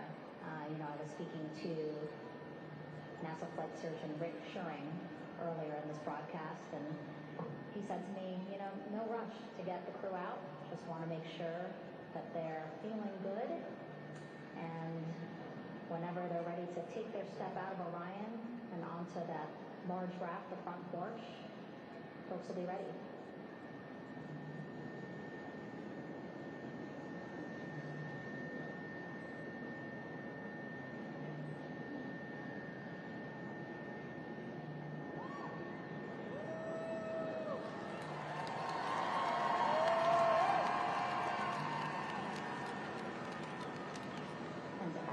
Mission audio loops in Mission Control in Houston. There is a mission audio loop here on the ship, and it was just reported out that the side hatch is open.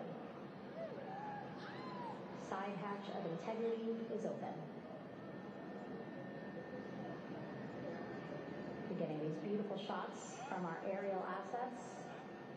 The ship itself, where I'm on, just 3,000 yards away. Again, plenty of people on the boat here, glued to the side closest to where they can see all this action. And again, with just 3,000 yards separating us, great views from the bow here. You can see now that side hatch is open. One of the Navy personnel is about to get inside there.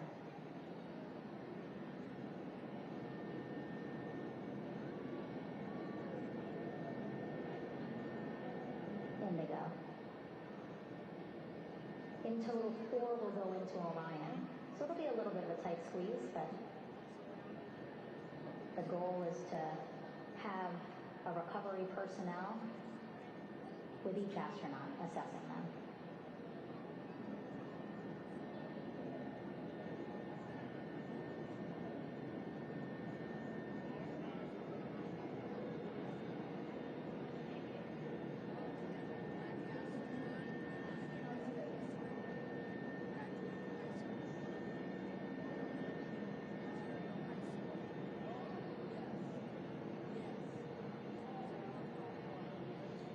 Boat's getting closer now. Again, that one that's right up against Orion, those are the divers that will go in to the spacecraft to check on each of the astronauts. These other boats will begin doing a number of things, putting on that stabilization collar onto Orion, building that front porch. Eventually, they will retrieve the parachutes, as well as tow Orion back to the well deck of the recovery ship here.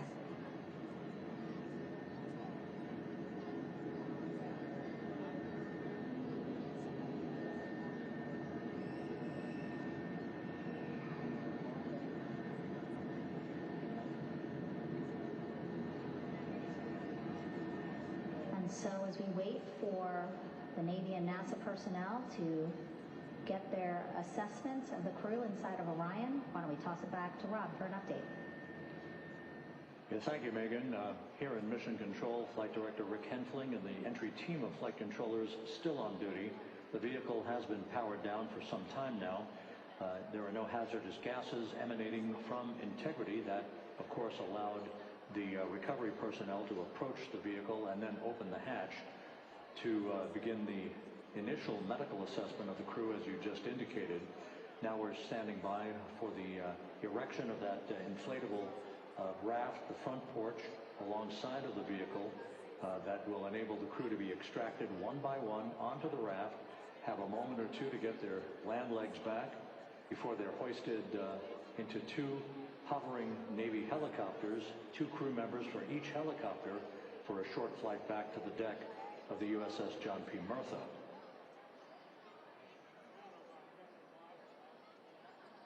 All of Integrity's systems operated flawlessly throughout the course of the approach to the Earth, the entry into the Earth's atmosphere, and all of the key milestones that followed in this high-speed return to Earth for Integrity, a mission that spanned more than 694,000 miles from the vehicle's launch from the Kennedy Space Center atop the Space Launch System back on April 1st.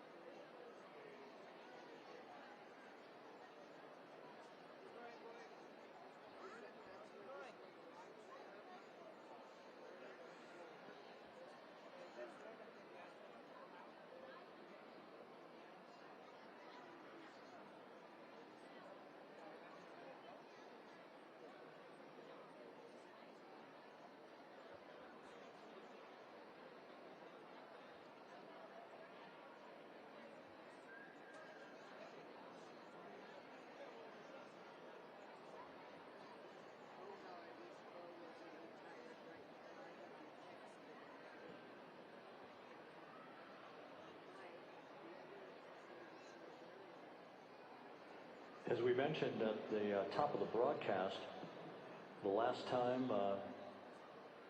that the Apollo program saw a splashdown in the Pacific was Apollo 17 back on December 19th, 1972. So for the first time in 53 and a half years, we have reenacted that with the arrival of Integrity's astronauts as they flew around the moon in that historic lunar flyby that began with a trans-lunar injection burn that took them out of Earth orbit following 24 hours of a high Earth orbit trajectory. The high Earth orbit trajectory enabled flight controllers here to have a full 24 hours to evaluate the systems on Integrity and the condition of the crew before they would commit to flying to the moon.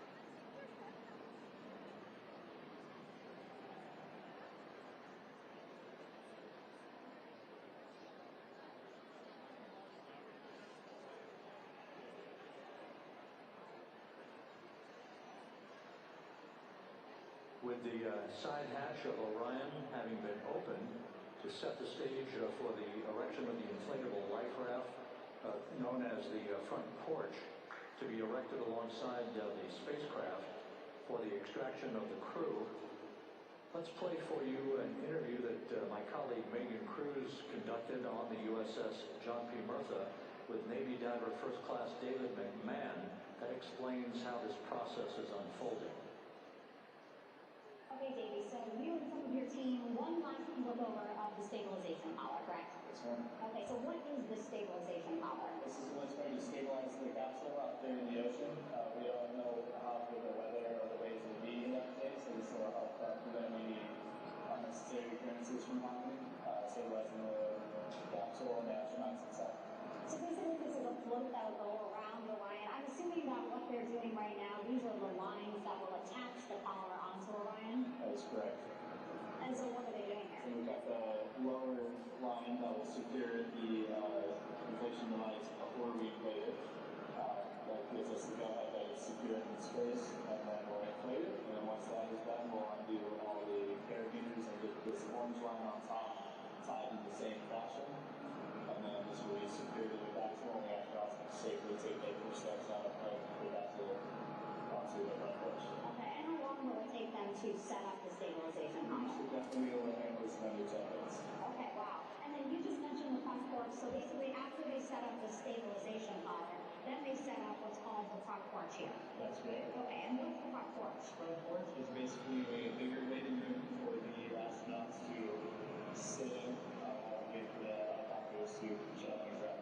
Okay, so the medical team that was inside and with the crew, they're going to help them out and onto the front porch? That is correct. And then what happens here? We have hired trained medical personnel also on board the front porch that will give them liftovers and just make sure they're okay while we wait for the helicopters to show up. Okay. How does it feel, I mean, your team, you, to be part of a mission that's returning astronauts from the moon in more than 50 years? We all feel surely honored to be a part of this, as well as a bigger mission for the Navy, joining up with NASA to do great things. And do you feel like you're your team already? Yes, very good. Cool. All right, thank you so much. Yep.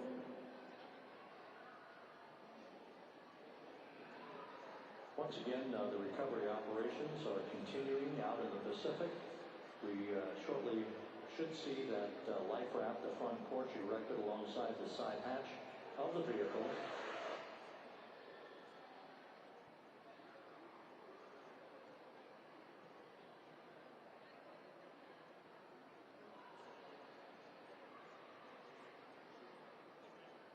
A number of flight controllers have come into the flight control room to receive congratulations from Entry Flight Director Rick Henfling. But we're going to stick with our operations out in the Pacific as we await the extraction of the 4 crew members who are reported to be in excellent condition.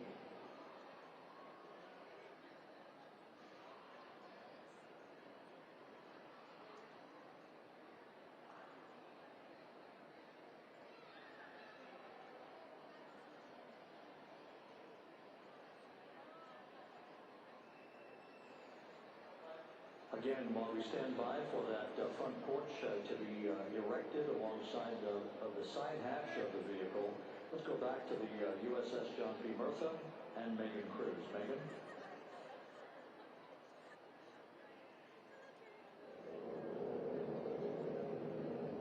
Hey, Rob. Pausing now to listen to some internal audio loops again. The operations team here on the ship communicating with everyone out on the water. Seems like currents are hindering them a little bit from unfurling and inflating the stabilization collar as well as the front porch. But again, the requirement to get the crew out within 2 hours of splashdown, plenty of time.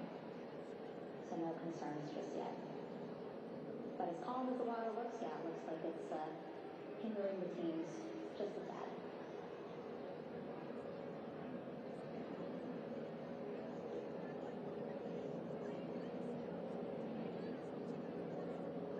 You can see in some of our our shots, the side hatch still open. Again, inside there are now 8 people inside. 4 divers, Navy divers, all with medical training, each assigned to an astronaut each. Making sure that they're comfortable, feeling good.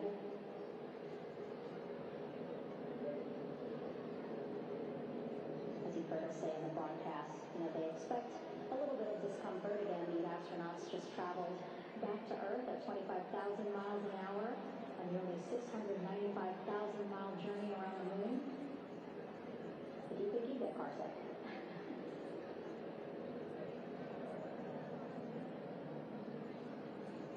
Again, 6 boats out there, lots of gear with them, just in case, right? As we said, the crew reported feeling great. But again, all those folks out there, in case they weren't, right? NASA is all about making sure we think about every situation that can happen. And so, of course, wanted to be ready in case any of our astronauts needed more medical attention while out there in the water.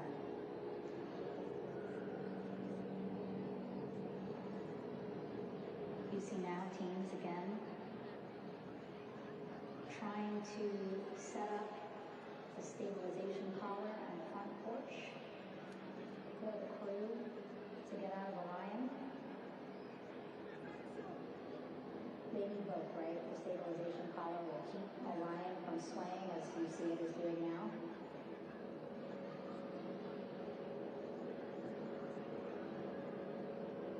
And then they will connect the front porch to the stabilization collar so that the crew can take 2 steps and they will be in the front porch.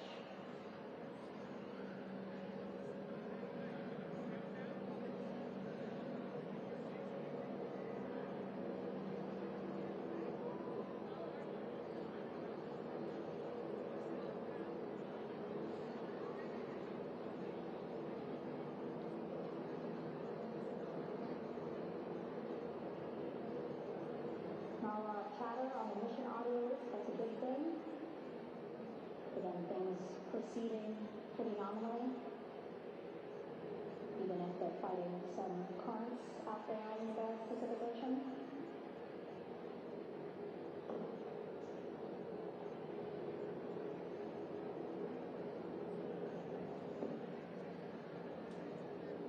Again, the goal of setting up the stabilization collar and the front porch so that the crew can rest comfortably in the front porch, get placed into harnesses so that 2 helicopters can lift them off the front porch and onto the USS John Messenger.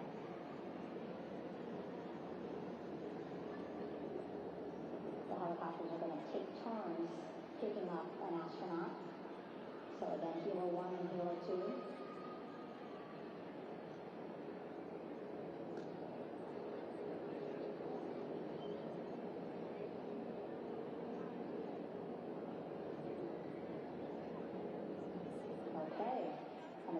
Team here on the ship just got a report from the undersea medical officer who is inside the capsule with the crew. He is reporting all 4 members are green. All of our 4 astronauts, Reed, Victor, and Jeremy, green, and they're feeling great. Not the complexion of this one. They are feeling great, happy to be home, and ready to be extracted as soon as possible.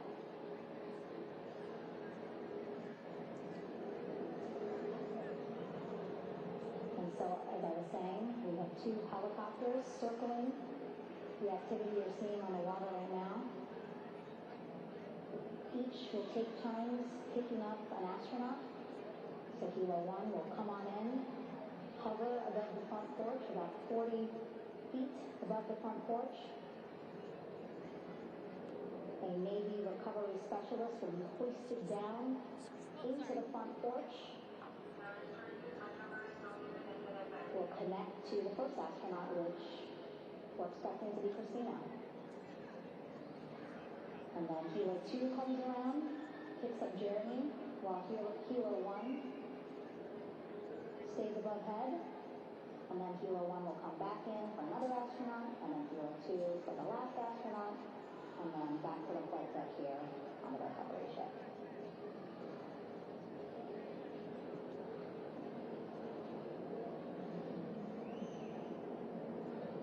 I was talking to Assistant Artemis Recovery Director Paul Sierpinski.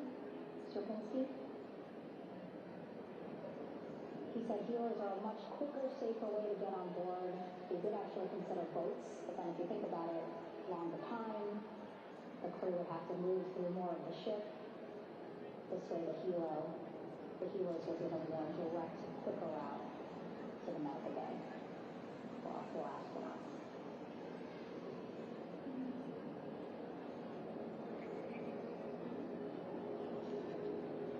Beautiful shots from our aerial and imagery teams.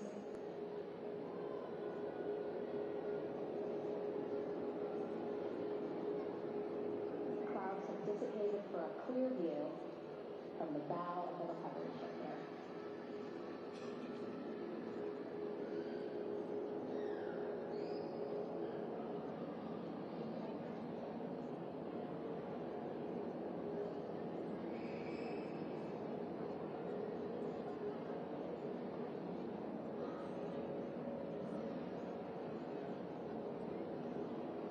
Still see divers in the water there.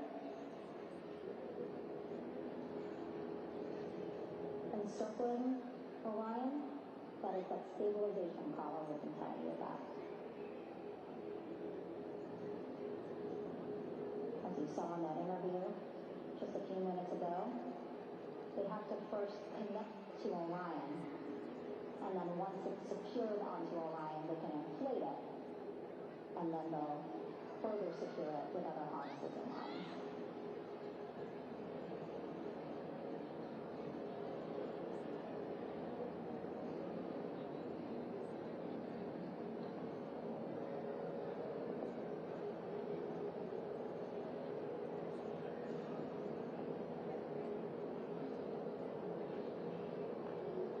About an hour and 10 minutes since Splashdown in the Pacific Ocean here.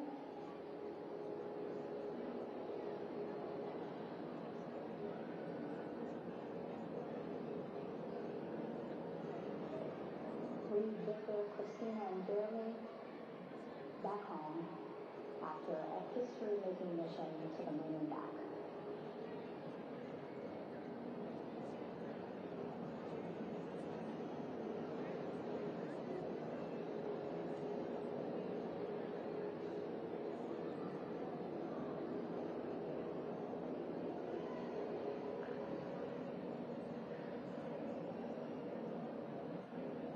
What we said just a couple of minutes ago, the undersea medical officer inside with the crew in Orion reported all 4 crew members feeling great.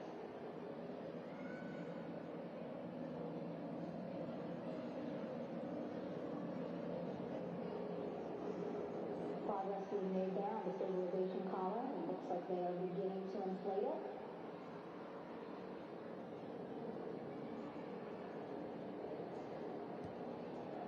It looks like they're starting to unfold the front porch in order to get that into the water here shortly and inflate that as well.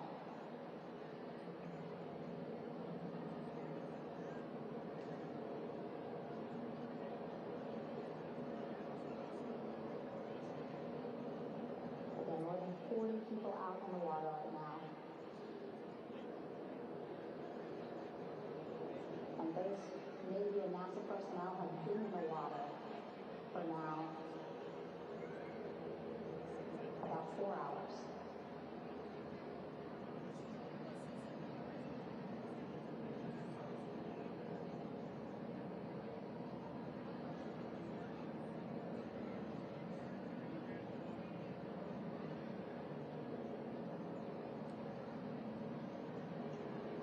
The reason why they had to get out so early is just to stage everything. And actually here on the ship, when there are flight operations happening, you can't have anything else, right? Just because a flight deck can be a dangerous place, so they just want to focus on planes coming and going from the ship, so that's why they wanted to get the boats in the water to make sure that they have all the time they needed for the flight ops.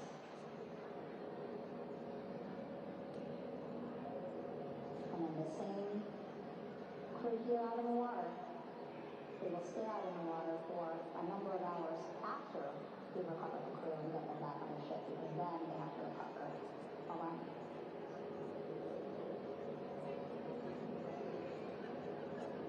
All right, that stabilization collar looking good around the Orion. We're now seeing some recovery personnel getting on to that collar. Again, we need to further attach it to Orion to make sure that it can really prop up the spacecraft. It's basically lifting it up off of the water just a tad. Again, so it's not so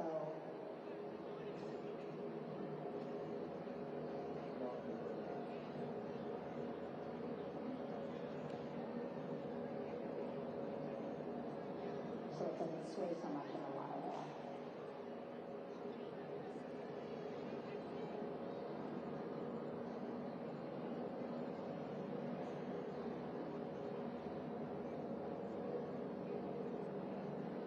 And now that front porch looks like it's nearly fully inflated as well. You can see a much larger surface area.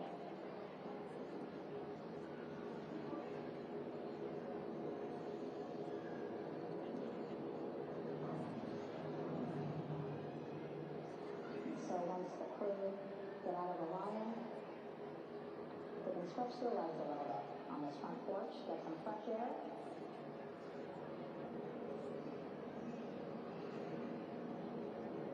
And enjoy this beautiful day here on their home planet.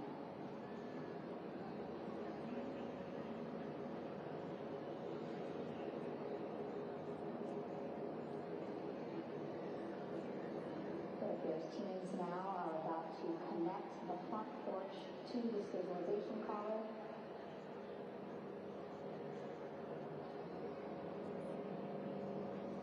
And at that point, when both are secure, we should soon see astronauts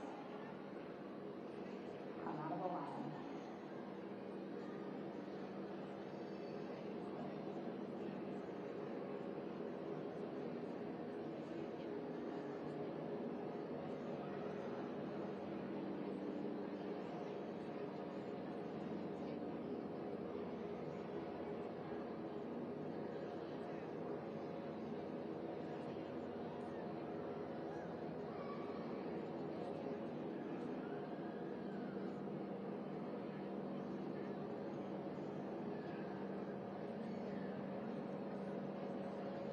Views you see also being fed to the landing force operations center here on the ship.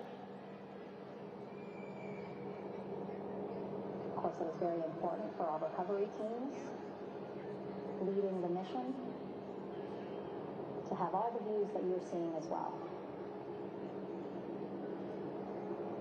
Again, listening to their communication loop here on the ship. Very quiet, which is a good thing. It means things are going pretty nominally, meaning as expected.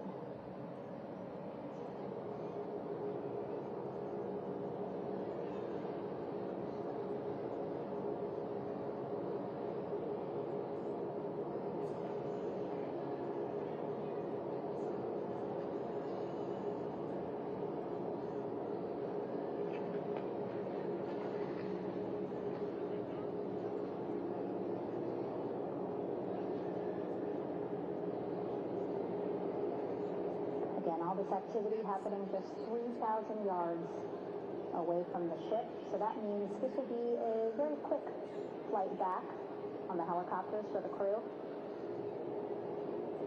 2-3 minutes, and then they'll be back here on the ship.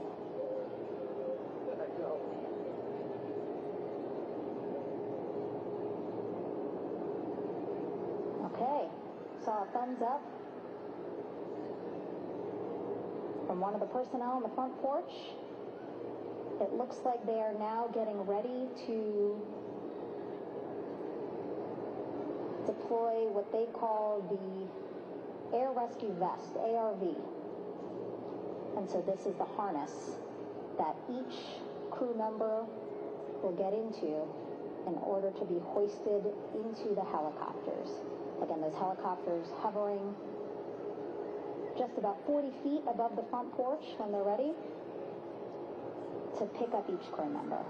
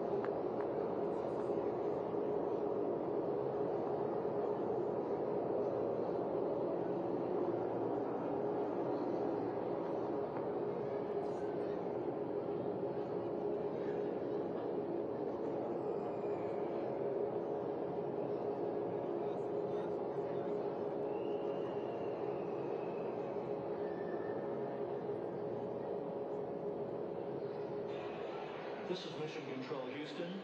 Behind me, a fairly raucous scene as hundreds of flight controllers have poured into the flight control room here. This is reminiscent of the scene after the final shuttle mission of STS-135, although that was the end of a program. This is only the beginning of a program with the textbook splashdown of integrity and its 4 astronauts. We're standing by for the crew to be extracted from the spacecraft.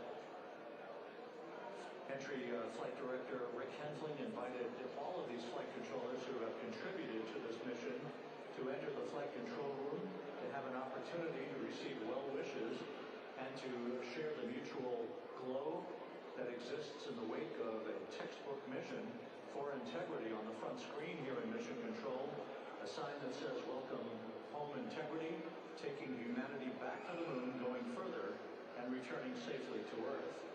So all of that jubilation, part of the post-splashdown activities, even as we await the crew being extracted from the vehicle to be hoisted onto Navy helicopters for the trip back to the USS John P. Murtha.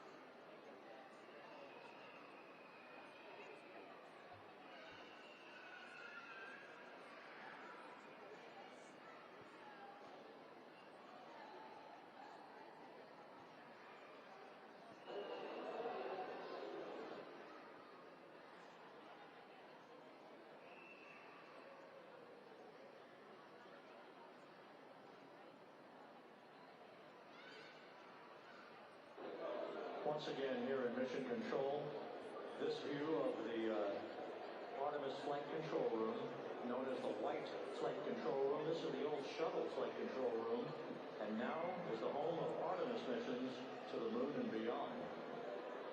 Once again, quite a few flight controllers were invited in by Entry Flight Director Rick Hensling to share in the jubilation following the successful splashdown of integrity. That splashdown occurring an hour and 22 minutes ago, as we stand by for the completion of the extraction of the crew, and ultimately they're hoisting onto Navy helicopters for a short flight back to the USS John P. Murtha. Splashdown occurred at 7:07 and 27 seconds p.m. Central Time. I had an opportunity to talk to the head of flight dynamics, Jeff Birch, a moment or two ago. He said the trajectory of Integrity coming through the Earth's atmosphere was so precise, they've never seen anything line up on a ground track like today's entry by Integrity for its splashdown southwest of San Diego.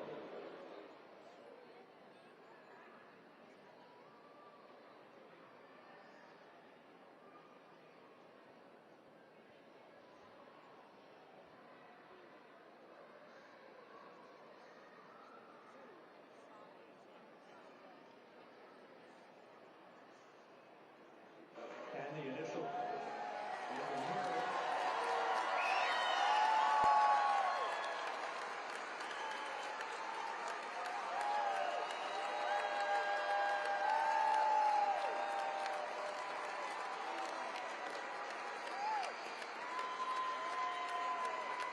Jubilation here in the flight control room. The first crew member is out of Integrity.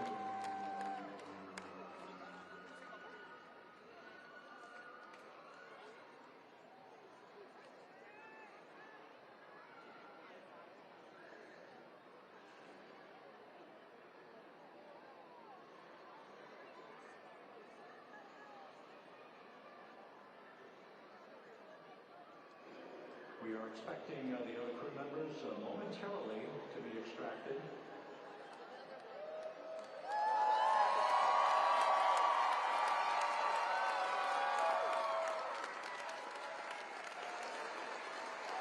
We now have 2 crew members out.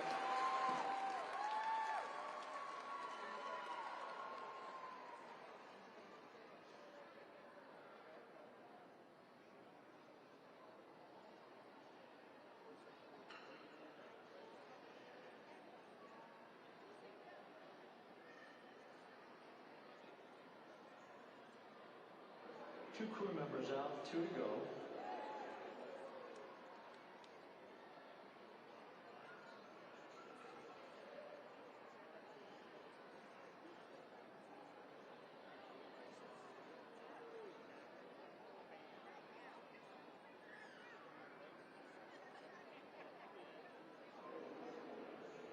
We're about 1 hour from sunset out in the Pacific. Everything continues to go well. Integrity's systems functioned perfectly during its entry back to Earth.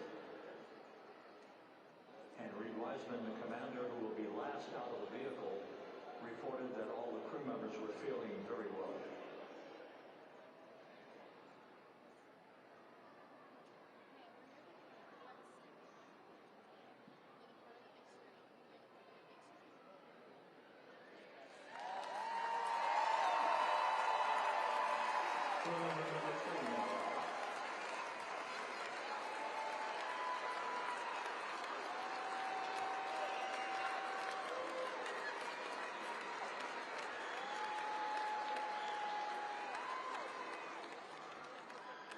And now standing by for the commander, Reed Wiseman, who will be last out of his ship.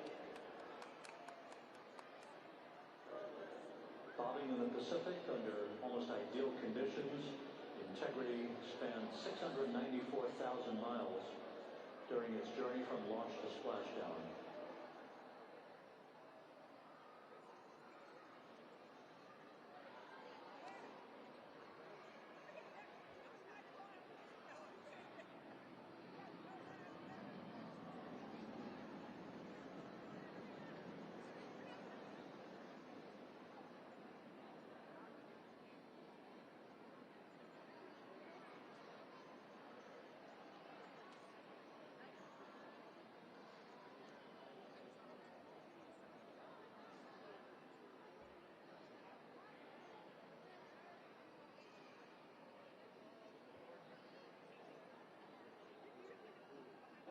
And we now have Reed Wiseman out of the vehicle. All 4 crew members now out of Integrity.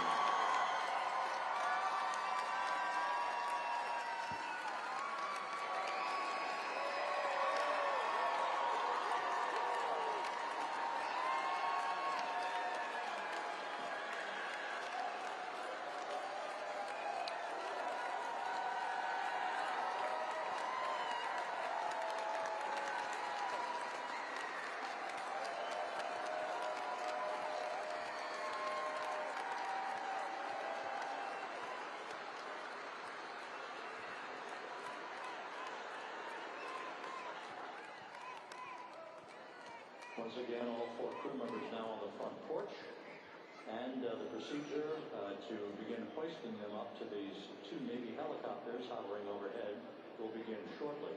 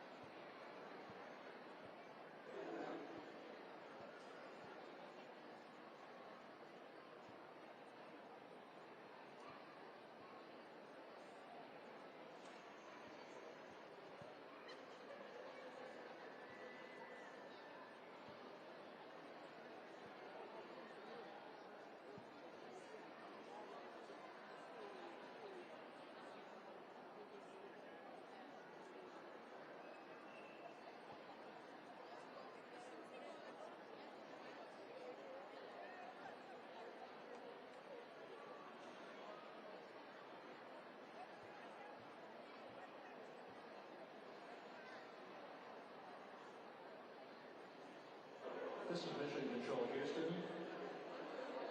The mission is over, but the melody lingers on as jubilation continues here in the flight control room. We should be expecting NASA's Associate Administrator, Amit Shatria, to be joining us shortly for a short interview while the recovery operations continue out in the Pacific. So we'll stand by for that.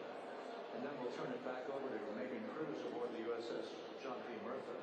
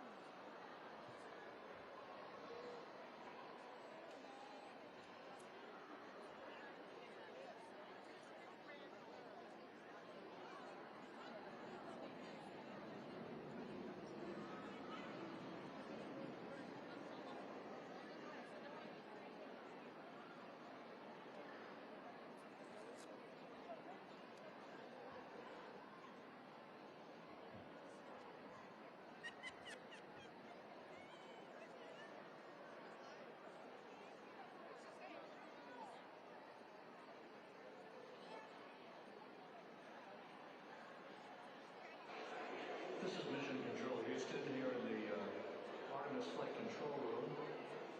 A number of flight controllers are basking in the glory of the successful end of this mission that carried 4 astronauts around the moon on a lunar flyby and a first test flight of Orion with crew members on board.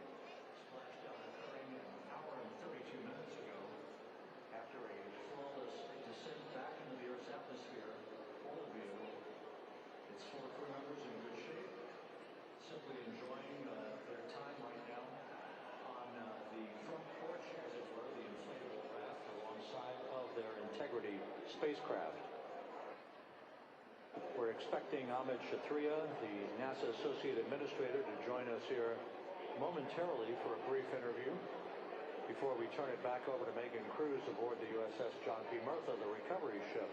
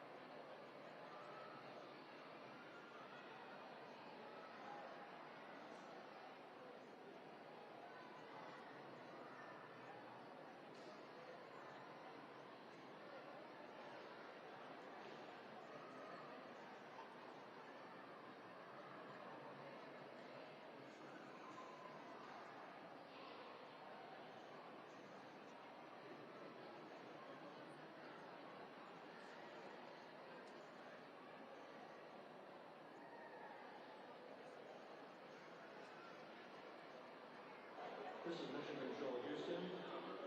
We're about an hour and 34 minutes since the textbook splashdown of integrity in the Pacific to bring home our astronauts. And with us now is Amit Katria, the NASA Associate Administrator. Amit, a little bit of history made tonight, a little bit of history made over the past few weeks. Your thoughts as this team here basks in the glow of what they've just accomplished? Yeah, well, we're here in the control center, and it's kind of overrun with jubilant folks in the mission control of Houston, as well as engineering, and folks that just want to be here, part of it, as we watched our crew get extracted from the vehicle. And my thought is always about these teams, the team that's in the water right now, pulling the crew out, the team here in Houston that worked so hard over the last 10 days, no sleep to get this done. We still have some work to do to get the crew to the med bay here on the ship. They all look great coming out, so hopefully that won't be too long. I think we saw the administrator on the boat too, giving his thanks to the Navy team on the America, which they're just an incredible group of sailors. I was able to visit with them a couple weeks ago, and then you pull it all the way back to the workers and the folks that joined the rocket, that Michoud, that made the heat shield towels, that all together tonight, that stacked the vehicle in Florida, that integrated the vehicle in Denver, that fired the engines in Stennis, that fired... There's one more helicopter to touch down.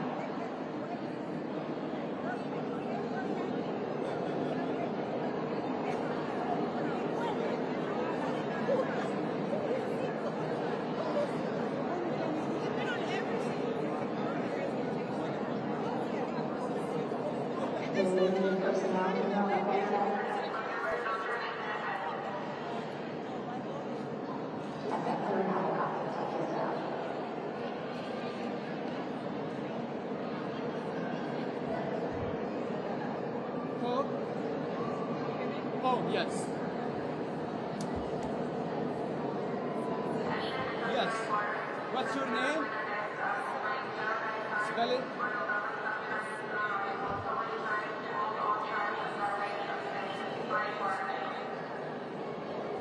How you feel? Have you talked me about that?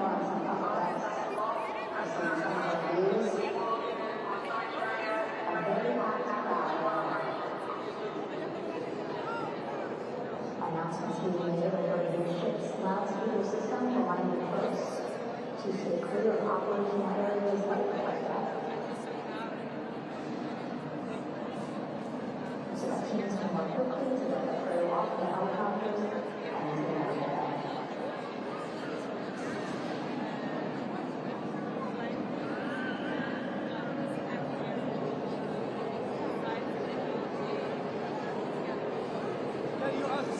How he received Last Wednesday, 5 or 6 p.m.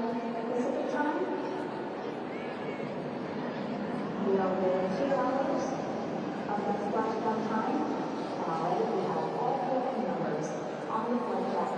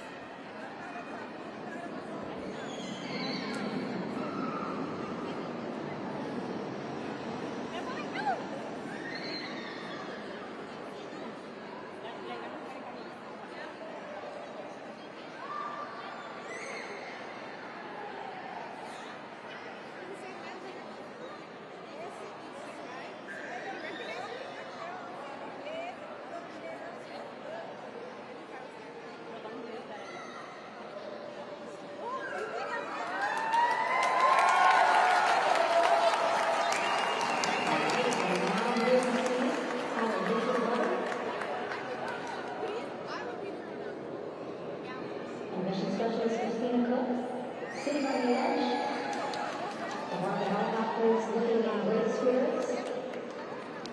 That familiar smile and laugh from Victor, I can see it from here. Christina, I'm sure feeling the same way, just blocked a little bit by our camera here. We'll see her here shortly. A photographer taking good pictures.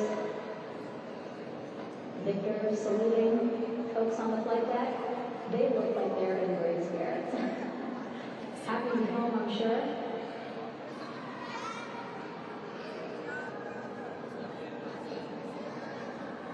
If you're sitting at home, I hope you too are wondering, what would you want to ask them? You got a chance to talk to them, because that is what I'm thinking about. Getting the opportunity to talk to or ask questions of these 4 astronauts who just made history as the first crew to return to the moon since 1973.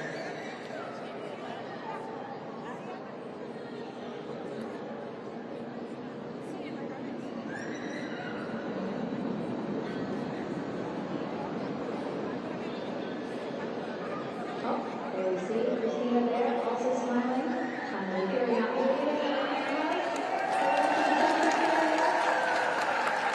welcome back. Welcome home. A loudspeaker announcement on the ship saying, welcome home, integrity.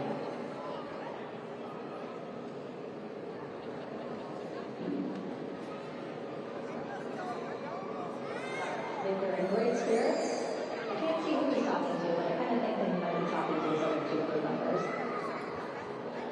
Shouting from across the flight deck, congratulations to one another.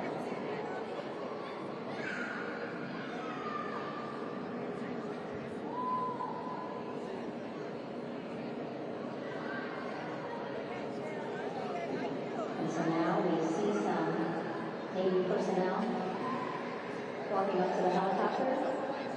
This is again the first helicopter carrying pilot Victor Glover and mission specialist Christina Cook. Both have taken off their helmets now.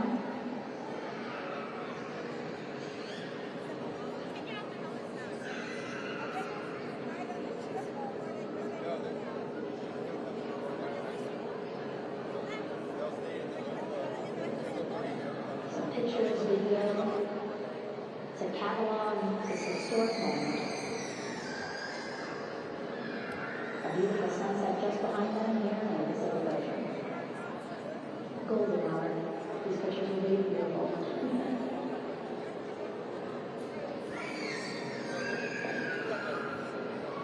Now we see NASA Administrator Jared Isaacson, he's already left out, as well as Flight Surgeon Rick Shuring, walking over to Victor and Christina first. We saw the administrator walk over to the other helicopter, which is carrying Commander Lee Weissman and Mission Specialist Jeremy Hampton. We heard from Rick earlier in the broadcast, and then he said he's going to be out there on the flight deck to do another initial assessment of the crew, asking how they're feeling. Anything bothering them? But again, from what I'm seeing, they look like they're in great spirits and feeling pretty good. For folks who just traveled 695,000 miles from Florida to the moon, and now here's the Pacific Ocean.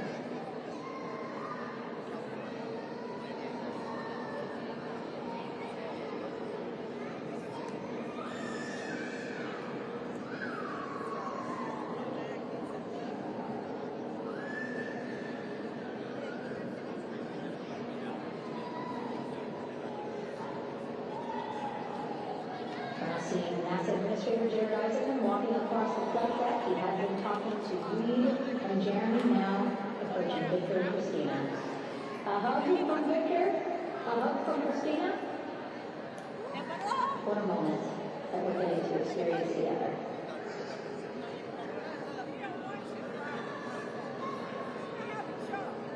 I'm sure congratulatory words. You know, we got to speak to the administrator live on this broadcast as well, and he said the kid in him right now, giddy, absolutely giddy, at what we were able to accomplish today.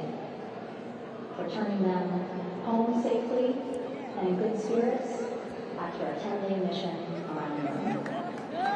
And here we go.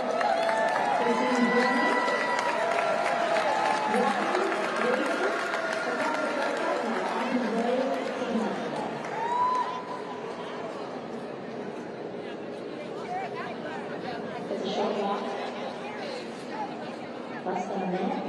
And that's why the recovery team decided to use helicopters to get them on the flight deck for that short walk to Medical Bay.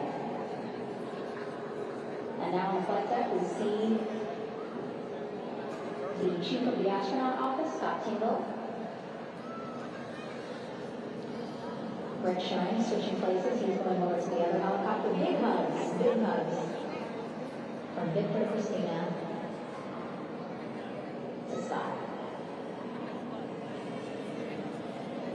Again, gorgeous sunset, setting the stage for this recovery tonight.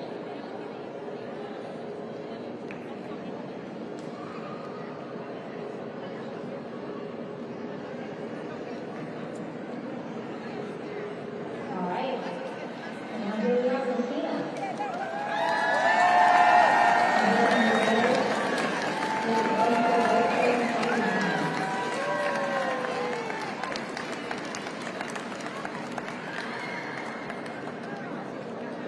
You can see she's looking up again. Lots of people, just a few levels up, off the flight deck. Welcoming her home.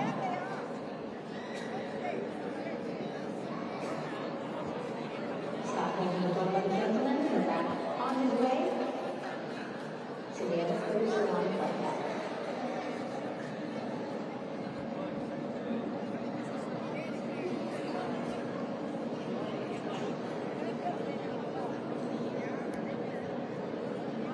We're still on the flight deck. Victor Blower and Lee Weissman. It looks like Victor will be the next one heading to Medical Bay. More hugs, more hugs. He's a hugger.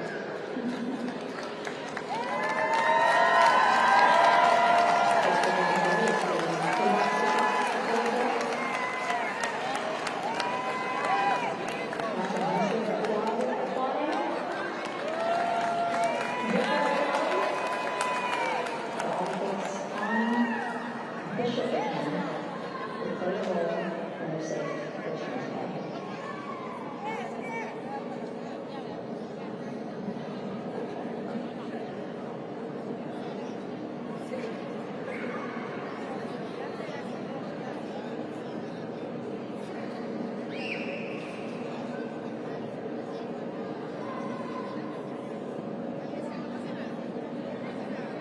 And finally, just one Artemis II crew member left on the flight deck. Commander Lee Weissman.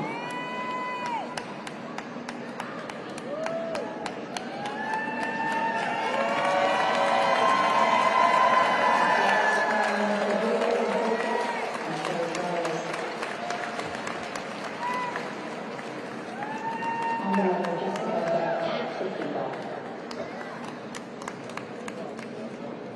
He's looking good as he takes his steps towards the Medical Bay.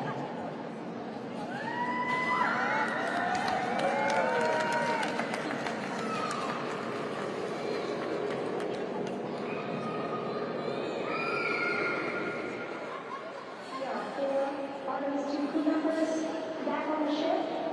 Again, now they will head into Medical Bay, where they will be assessed by flight surgeons from both NASA as well as the Canadian Space Agency.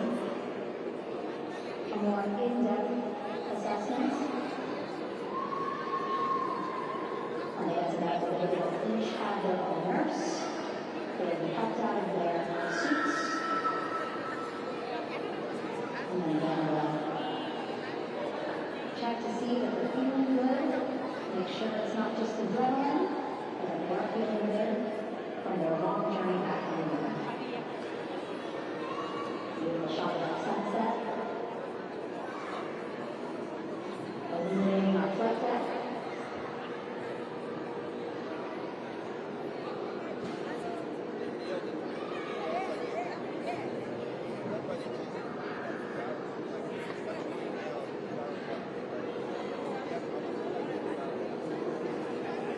All right, and now the astronauts safely on board. I want to welcome on Artemis Recovery Director Louis Royale. Louis, I don't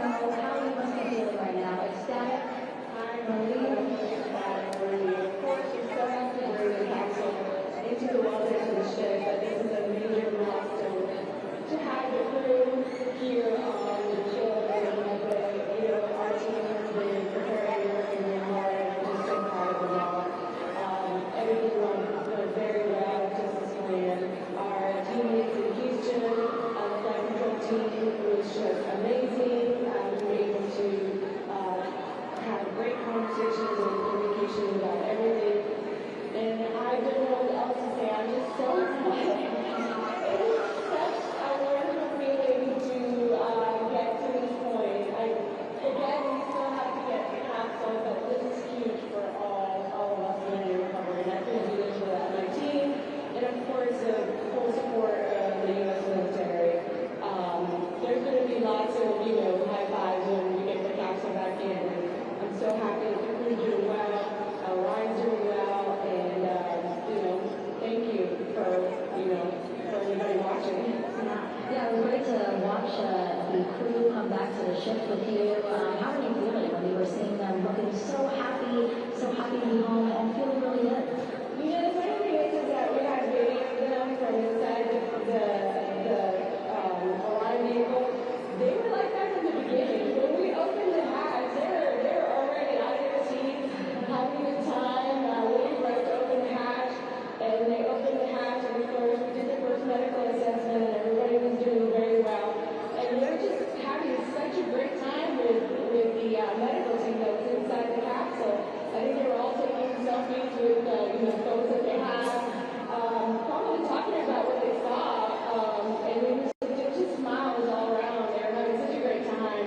And then we put them on the front porch when we were ready to put them on the front porch. And again, you can see they were just so excited to be home and talking to everybody. So we were very happy to see all of that and the control room where they all thought. How remarkable is that? Again, if we think about their journey, the 695,000-mile journey around the moon and back, coming back at 30 times faster than the speed of sound. I mean, how remarkable is it that they are in such a speed?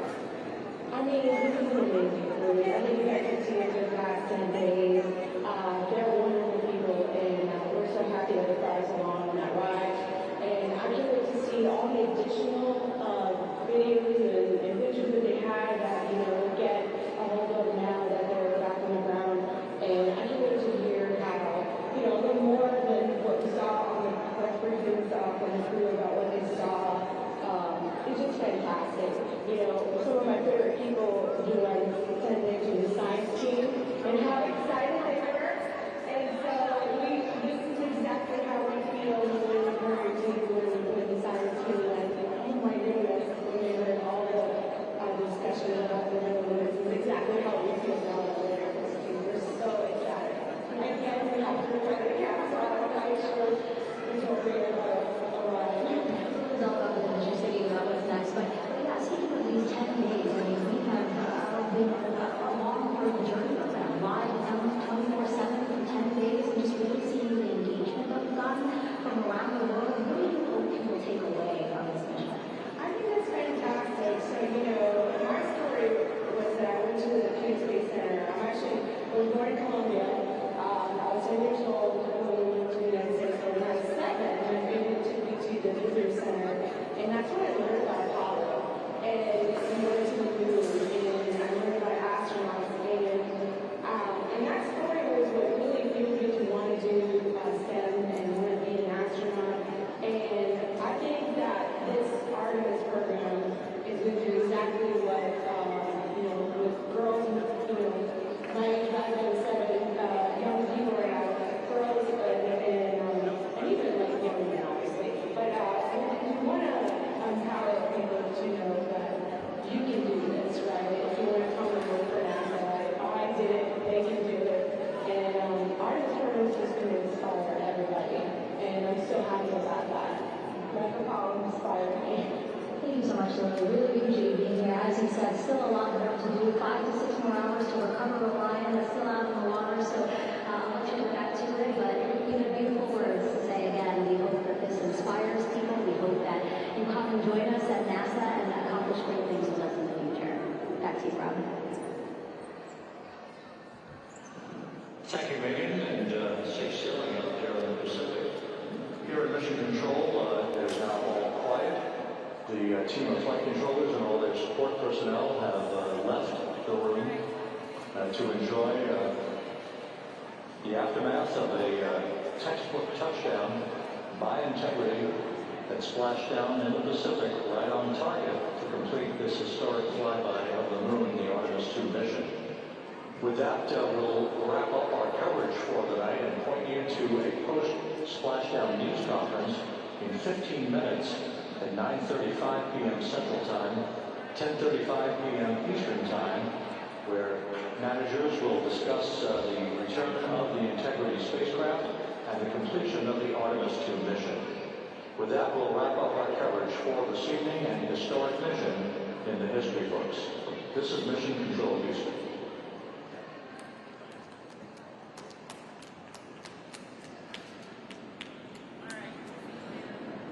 Main chute deployed. And we have 3 good main chutes.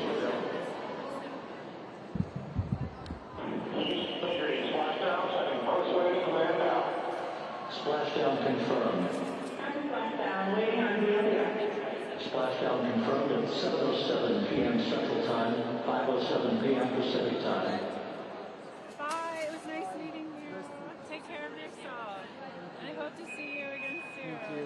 Take care. Nice to meet you. Nice to meet you.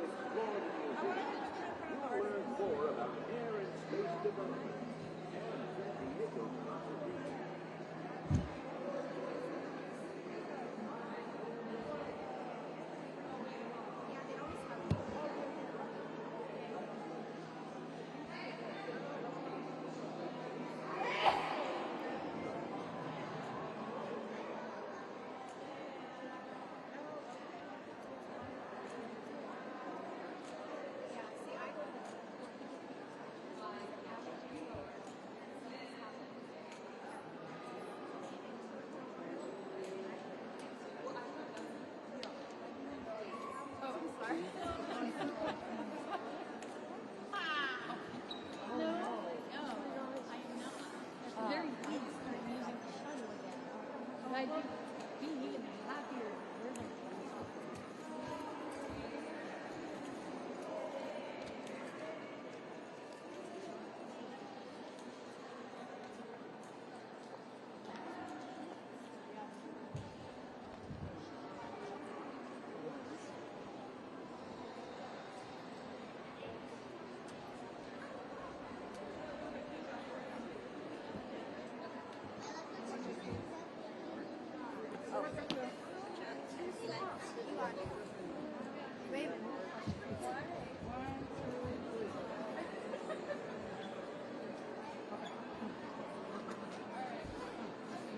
How's it going?